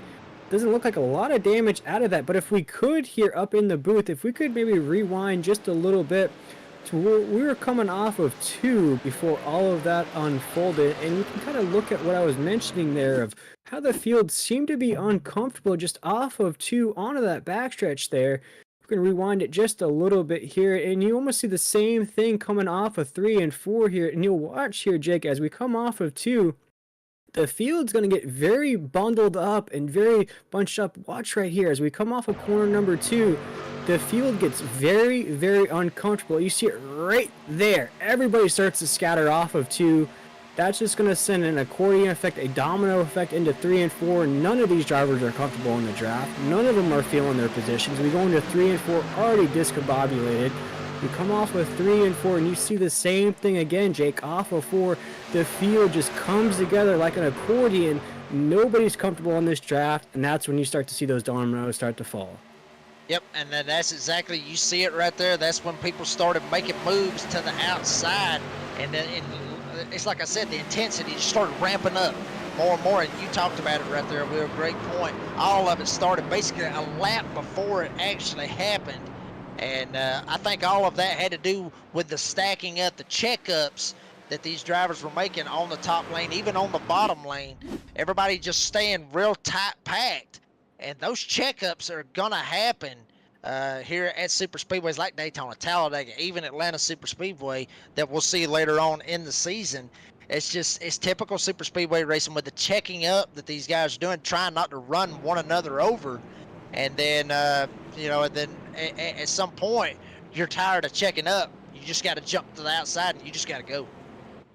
As the field goes back together here, we'll watch the pace truck lead us around one more time. Lights are still on here in the DSR Electric 250. We're going to have less than 5 laps to go, folks. So if you don't have that drink, if you don't have that snack just yet, we invite you to go grab that before we go green flag racing once again. We also want to thank everybody for tuning in here tonight. Your support makes these races even more exciting, makes our job a lot easier to know. You folks at home are loving the show here. You're tuning in to what we like to call extraordinary racing every single week, Jake. It seems like every single week we have photo finishes. We have drivers that are battling out to the line every single race. I don't think we've called a race where it's been a huge gap between the leader and the rest of the field.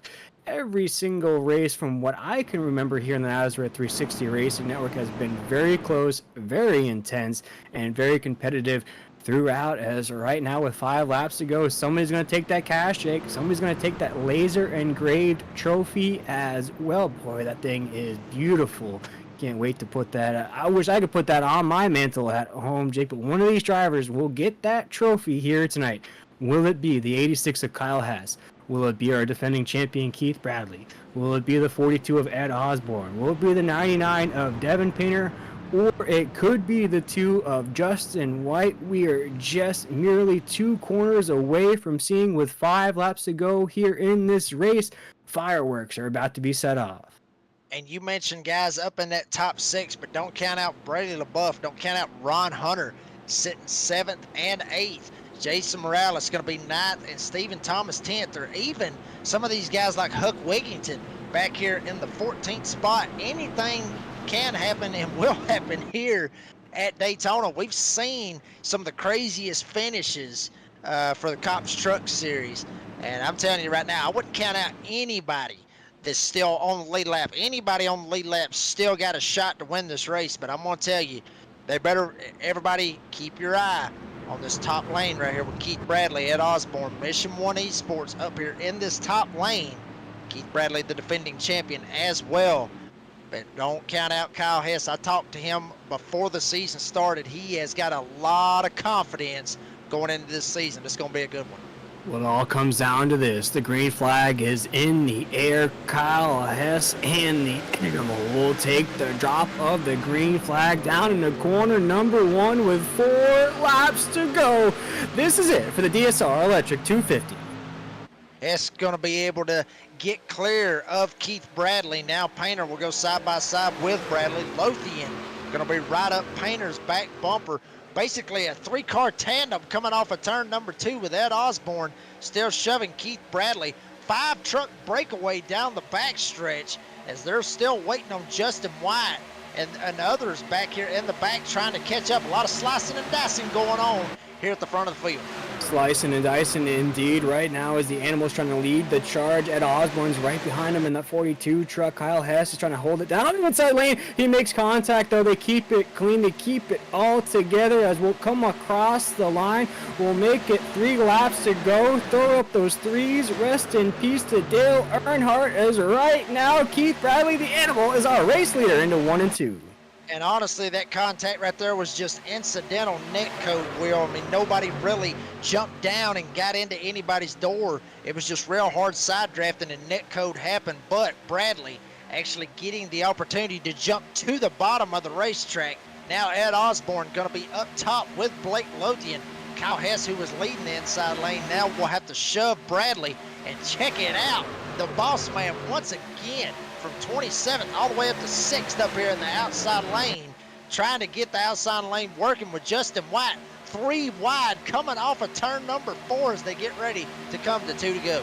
2 laps to go here in the DSR Electric 250. We'll crown our first champion of the season. We'll crown our first crown jewel winner as well. Right now as Keith Bradley, our defending champion, is trying to win this race.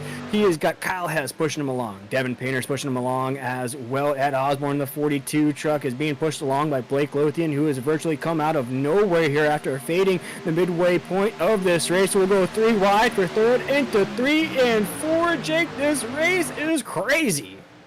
And I'm telling you, if they can get back to the white flag, it will be official. They will not have to worry about a caution, but they're going straight into the fence. No caution yet on the field. Everybody wrecking, coming to the line. No caution still on the Speedway. Still no caution on the Speedway. White flag. Bradley's going to get hung out with Lothian sticks it straight up the middle with Bradley LaBeouf right behind him. We're racing it out here. No caution flag here on the racetrack. Blake Lothian's going to lead this charge on the inside lane. I'm sure there's going to be a lot to be said about that as the 30 truck of Ron Hunter crashes as well. It's going to leave us 3 trucks down the backstretch right now. Blake Lothian, Brady LaBeouf, and Keith Bradley going to go 1, 2, 3 down the backstretch right now. See who wants to make a move to win the very first race of the season. My goodness, right now is Brady LaBeouf. Oh, he makes contact with the 43. They wreck each other. All 3 wreck into 3 and 4. Right now is Kyle Hess will lead us off of 4. No, he'll get wrecked. Jason Morales in the 1 will be our champion of the DSR Electric 250. Wow, what a finish. Jake, I cannot believe what we just saw there. Wow. I mean, just so much wrecking going on at one time. Well, we talked about this, the aggression intensity picking up, and I'll tell you what, they sure as hell made it intensity, and I mean everything. I'm shocked. As much wrecking as we had right there in that last lap, probably the best race that we've ever called here at Nazareth. Absolutely, as Jason Morales will match the finishing position on the side of that truck, the number 1 here tonight in the Concerns of Police Survivors truck. Here, our very first race of the very first brand new title sponsor here. He puts the title sponsor truck in victory lane. He locks himself into the playoffs. He wins that beautiful laser engraved trophy here tonight. He takes the cash moolah as well, as this is going to be a beautiful burnout here on the front stretch as Jason Morales wins here tonight at Daytona. C.O.P.S Truck Series and a C.O.P.S Truck sponsored winning here at Daytona. Folks, you can't make this up, but great drive by Jason Morales. Started 15th all the way up and is going to win this bad boy. Taylor Peacock going to come home in second. Justin Lumpkin, have not mentioned him all race long, 25th up to 3rd. The animal Keith Bradley going to be able to squeak home a 4th place finish here tonight at Daytona, with Ashley Dodson going to be finishing in the 5th spot. And we look at the 6th position of the 17 truck of Brendan Bullock. Zach Hartwick will finish 7th. Justin White in that 2 will finish 8th. Adam Newton in that 82 will finish 9th. Ron Hunter in that 30 will finish 10th here tonight. Let's run through the rest of our official results here. We look at Huck Whittington in that 00. He'll finish 11th. Stephen Thomas in that 23. He'll finish 12th. Joey Doucette, the Joker, in that 16 machine will finish right there in the 13th position. Kyle Hess in the 86 will finish 14th. Brady LaBeouf, the boss man himself, will finish 15th. Blake Lothian in that 43 will finish 16th position here tonight. Devin Payne in that 99 will finish 17th. Ed Osborne in that 42 will finish 18th. Cody Knott in that 26 will finish 19th. And Sean Hamilton, a driver who battled it out for the lead most of the night here tonight, Jake, will round out our top 20. Yep, Dana Shepard going to come home 21st. These guys getting involved in some accidents, being 1 lap or more laps down. Shepard being 21st. Eric Zimmerman going to be 22nd. Michael McKinnon, who was up front battling for the win, or excuse me, for the lead at one point, going to come home 23rd. Jeff Merrick sat on the pole for this race. He's going to finish 24th, 8 laps down. Dane Hagan going to be 25th. Trey Pitts 26th. Ted Wade, 27th. Raul Meza, 28th. Jonathan Munda going to be 29th. And Phil Pappas, that's going to round out the 30 truck field tonight. Wow. Wow, wow, wow, wow, wow. There is no better adjective to describe the finish of the DSR Electric 250. And folks, we're going to step aside for just a quick breather. You do not want to miss these podium finisher interviews. I'm sure there's going to be some mucho caliente words that are said about the finish of this race. We'll be right back here at Daytona.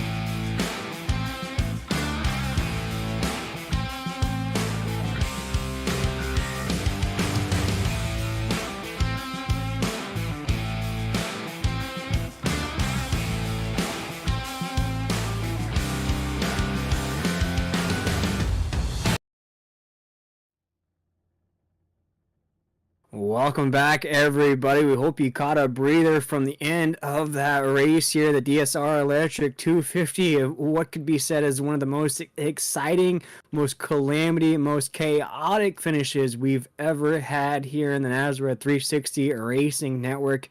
And Jake, we talked about it before we went to break here. I'm sure there's going to be some spicy words said there, not only on our microphones here, but also off the track as well. But let's talk to a man who finished inside of the top 3 here tonight through all of that craziness at the end of the race. And that is the 18 machine of Justin Lumpkin. Yep, Justin Lumpkin going to come home 3rd tonight. Justin, you got a copy, buddy? Yes, sir.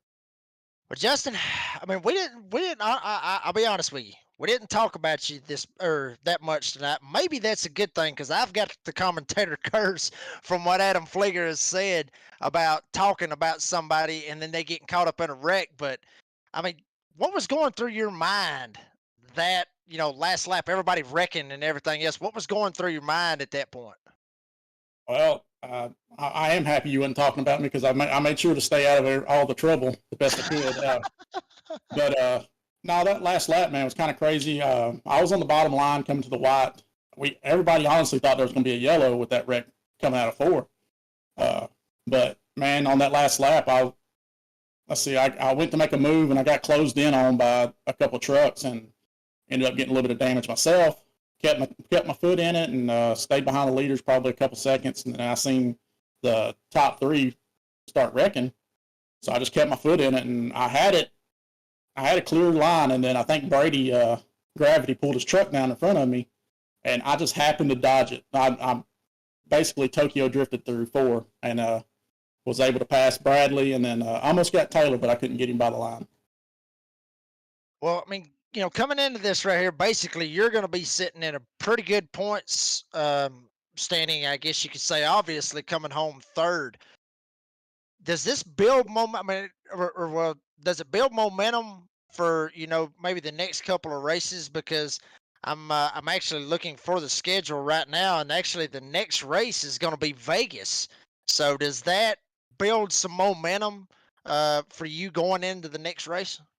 It does. My strategy on every super speedway is just take it easy and miss everything, and be there at the end. You can't win unless you're there at the end, and having a good finish. And I love Vegas, so I think it gives us a lot of momentum for our team going forward. If I can pull off a good finish, good stage points at Vegas, I think we'll be sitting pretty.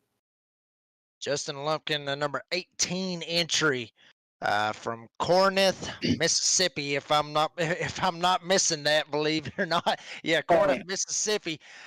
Coming home 3rd. Justin, you got anybody that you want to thank that made this possible tonight? First off, I want to thank the team sponsors, DSR Electric. They come on last season, and they've been huge for Team Swim and all the guys here. Millie's Restaurant and Catering. They're on my truck this year. Darren's Nail Gun Repair, Ladanco, A's Lawn and Landscaping, Jersey Smoke. All the team sponsors, and then the league sponsors, C.O.P.S, Nazara, and you guys here at Nazara 360 Broadcasting. And I got to thank my mom and dad for always watching, and then my girlfriend Kara, our 2 boys, Hendrix and Shep, and then Kara's mother, I know, was watching too, Rhonda. I want to thank them for being fans and checking out the show. Gotta thank them fans, man. I mean, that's what that's what we all drive for, is for the fans and for the sponsors. But Justin Lumpkin coming home 3rd. We'll see you at Vegas next week, bud. Thank you, sir. All right, that was Justin Lumpkin coming home 3rd tonight. And Will, have you caught up with Taylor Peacock? I have indeed. The driver, the number 181 machine, Taylor Peacock. Man, I gotta say, you're probably one of the hardest fighters of this race. We saw you up there in the top 5. You avoided all the calamity, all the chaos, all the disaster there on that last lap as well. Tell us how you were able to survive this race and come home with a top 2 finish. Oh man, I don't know where to begin. What an up and down race for me. Man, luck. First off, you gotta have luck on your side when it comes to these races. Man, I don't know what else to say. With that being said, I did have 12x. I was 2x from being DQ'd there. The race, I mean, it started off great. Started mid pack, sort of back a little bit. Made my way up there. Got, I think, 7th stage 1. I wanted the stage points, but I wanted to survive first and foremost. Second stage, I got 2nd, I believe. Right off, I was close for the win right there. And then, we were running down, had a long green flag run going, and we were debating on pitting because everybody was short. I mean, we were, I think, 4/10 to the good, and we had a caution, and we pit, and a lot of guys stayed out, and I lost all my track position. And yeah, I knew it was going to be tough getting back up there with the X's I had, knowing I could get a DQ with 2 more. But kind of the seas kind of parted, you could say, there at the end to get 2nd. I was going to fight for a top 10, and I think I had a top 10 in the bag for sure, but I got lucky there. Sometimes you got to make your own luck, and today we did that a little bit. Absolutely. And Taylor, I think you sort of spoke on it there just a little bit. The intensity, the ferocity of this race, it seemed like from the drop of the green flag, you guys were wasting no time even letting the tires warm up here tonight. Did you expect that sort of intensity here tonight? Yeah, man. After the duels, coming into it, we didn't know what to expect, but we had a feeling it was going to be intense white knuckle racing for most of the race, and it definitely was there. That is no kidding about that. Uh, As as the first race is out of the way, do you shake off a little bit of those jitters, that nervousness heading into week number 2 now, especially with a top 2 finish underneath your belt? As you said, the seas parted for you there on the last lap, but is there a little bit of self-confidence though? As you mentioned, you did battle it out for the lead there for good portions of this race. You were inside the top 5. Is there anything that you can maybe carry over into week number 2? um, just confidence for sure. Got momentum on my side, and momentum's big for sure when it comes to racing. You know, super speedways are some of my best tracks. I always look forward to super speedways, but the real season, as they say, begins next week. And I got good teammates this year. Uh, you know, been sticking with me, giving me uh, pointers every now and again. So my 1.5 mile package, that's what needs picking up. So, and I think this year, I think I can get her. I think we're gonna get her done a lot better than last year. Definitely get in them playoffs. Absolutely, and you just needed one more position. You would have locked yourself into those playoff races. But Taylor, I feel like that is coming some point this season. But before we let you go here, big congratulations to you on that top 2 finish. But is there anybody you wanted to shout out here tonight, or any sponsors that made this race possible for you? Yeah, definitely got to shout out my teammates.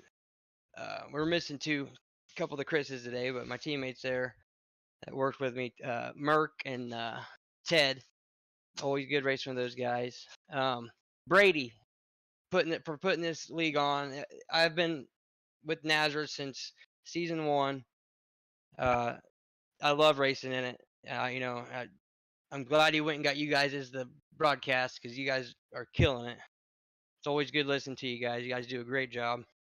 And not uh, my team owner John, you know, back for season 2 with him, and I told him this year I'm gonna step my game up and get a lot better points this year. And then my sponsors at up front, Blanchard's Towing. Um, I'm missing some, man. I got to get better at remembering my sponsors. I appreciate all the sponsors we have. We got a handful of them. I apologize now. I will get you a shout out ×2 next time, guys. I apologize for that. But that's about all I got to say. Good to be here. Good to talk to you guys, and I hope to be back next week talking to you Yes. again. Yes, sir. You keep performing like that, you might have to have a sheet of sponsors if you keep putting up these podium finishes here in this Friday night series. But Taylor, we appreciate you taking the time with us here, my man. We can't wait to see you next Friday night here. See if you can go back to back with these podium finishes. All right. Hey, I'll talk to you guys then. How about that? Yes, sir. We appreciate it.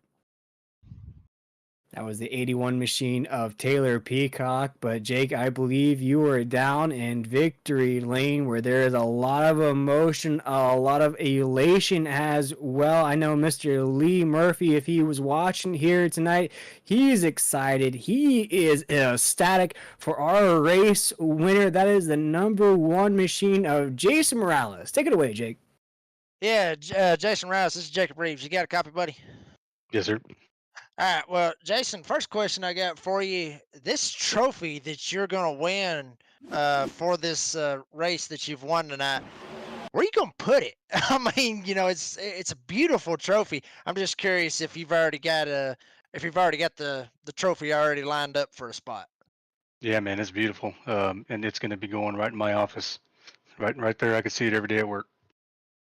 Sounds like a plan, man. Be able to show it off for all your coworkers. Well, Jason, you got the C.O.P.S sponsor, which is the title sponsor for the series. What's it like to be able to drive, I guess you could say, a C.O.P.S truck, and then win the very first race for the C.O.P.S Truck Series. What does that mean?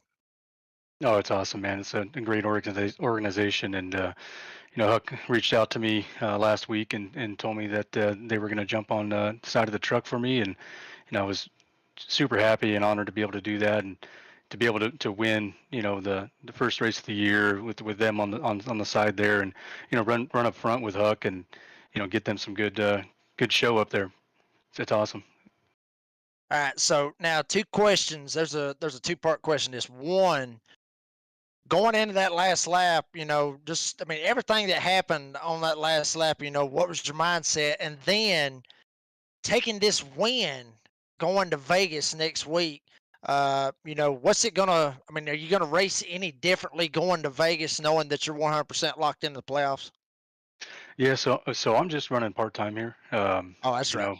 I wanted to fill a team out. We have a Highline racing on Mondays, and really wanted to bring it over to Fridays. So I'm just gonna just be joining a few races here and there. But as far as the way that the last lap went down, I was up behind Kyle when some of the first crash that happened that we thought was gonna be a caution and wasn't. And I was just gonna stay behind him and try to get him pushed up to the front. And then the seas parted again, and him and I are nose to tail, and saw the opportunity, went down. I didn't think we were going to make contact, and God, I've watched that replay probably 30 times already. I hate it for Kyle. I have a ton of respect for Kyle. We've raced each other clean all the time, and certainly didn't want my first win to come with any kind of controversy like that. Jason Morales, you're able to come home with that beautiful trophy, be able to put it right smack dab in your office, be able to brag to everybody at work that you won this race here tonight at Daytona. But before we let you go, Jason, you got anybody that you want to thank that made this possible? Yes, sir. Number one, Lee Murphy for coming on board with the league and sponsoring the series, and jumping on the side of my truck, and again, honor to drive it, and honor to winning it, and all the guys in Nazareth, you guys always do a fantastic job. Highline Racing, the guys, we had a great plan tonight. We stuck together real well.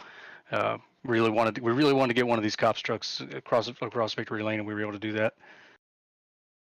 Jason Morales, he will take the win tonight in the number one C.O.P.S Chevrolet. So, Jason, we appreciate your time, and hopefully we'll see you down the road, bud. Yes, sir. Thanks, guys. All right, that was Jason Morales winning here tonight at Daytona, and I'm telling you, Will, that last two laps, he talked about the controversy and everything. Yes, I think that whole 2 laps, that's going to be something that we're going to be talking about for weeks to come. Yeah, and if you're still watching along with us here on the Nazareth 360 Racing Network, we're actually watching those last events play out here, and you'll see Morales head in to the final corner there with Hess. If we could jump back up there to watch our leaders battling it out there, because he just spoke about it there. He didn't want his first victory to come with any kind of controversy there. Of course, there's a little bit of contact made off of the corner between Hess and Jason Morales right there, but it will be Jason Morales, the number one machine, that wins here tonight. We'll watch it right here. And Jake, from your point of view, being basically a man in the middle here, was there anything that one could have done to avoid contact? Well, Kyle left the bottom open just a little bit, and Jason kind of stuck it in there, which is what he's supposed to do. You're coming to the checkered flag at Daytona. You got to do what you got to do to get there. And he's right. He helped Kyle all the way up through there, but Jason, he may have had maybe a little bit of an inch, but it looked like he came down and then came back up. He's the one that said the controversy. Will, a lot of people may look at that as, yeah, he straight up dumped him. Maybe it was just racing in that sense. I'm sure Kyle Hess may think differently, and he's got every right to think that as well. So, I'm the man in the middle. I know we're supposed to call it the way we're supposed to see it, but it's a tough call. The only person that knows 100% right there, Will, is Jason Morales, and he knows whether or not he dumped him on purpose or it was just an accident.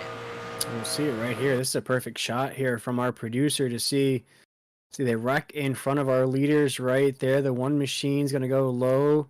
It's going to stay behind Kyle Hess there. And you see it right there, Jake. I guess if there was a contact made, it's going to happen just about there. Ooh, that looks now from a different angle, Jake. There might be some different points of view of what actually happened there. As you see them coming off of 4, you do see, now this is just from a broadcaster point of view, the 86 does come down the racetrack just a little bit there. Whether it was to block the 1 or to hold down that inside lane, there was movement from the high side to the low side of the racetrack right there. But through all of that, it has been an exciting night. We'll watch it here once again. And Jake, if you see that slight movement from that 86 machine down the racetrack just a little bit, that might be that contact what we saw. Yeah, I mean, now that we've seen that right there, it looks like, Jason obviously cannot go below that double yellow line. Obviously, we talked about he'll get black flagged for that reason. So I mean, Jason held his line. And like I said, Kyle's gonna get mad about that one way or another. It doesn't really matter. Obviously, he's going for the win. He's doing what he had to do. But I think when Kyle goes back and maybe looks at that right there from this point, he'll know that, it's 2 guys going for the win at Daytona. I mean, like I said, we saw the trophy. We know what the win means. It means it locks you into the playoffs. The trophy's going to be beautiful. I mean, hell, it looked great on my trophy shelf. So, I mean, it is what it is. It's racing at that point. And, like I said, Kyle's going to be upset about it, and he's got every right to be upset. But, I mean, that's racing, man. I mean, that kind of stuff happens. Absolutely, and as we promised, the fireworks did indeed fly there on the last lap of the DSR Electric 250. We have our first champion here this season. That is the Concerns of Police Survivors part-time driver there, the number 1 machine of Jason Morales. He wins in the very first race of our brand new title sponsor here this season. What a win it was for the number 1 machine.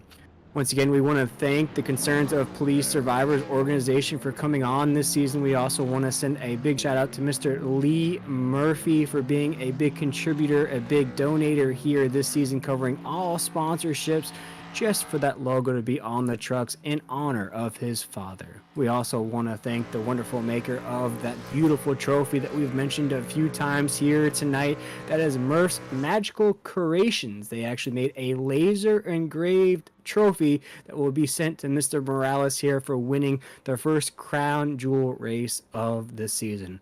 We invite you again to like, share, and subscribe here on YouTube or Facebook. We also invite you to go follow our pages on Facebook and Twitter at Nazra Racing as well.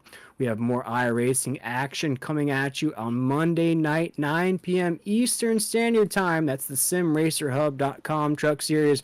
We'll be right back here on Friday nights at Las Vegas. We'll go to Sin City in week number 2, again at 9 p.m. Eastern Standard Time. But for all of us here at the Nazareth 360 Racing Network, myself, William Tiller, Mr. Jake Reeves, and Adam Flieger, we want to send a huge congratulations to Mr. Jason Morales for winning tonight's race, and we want to thank everybody for tuning in here tonight. And we'll see you all on the track soon. Have a great weekend.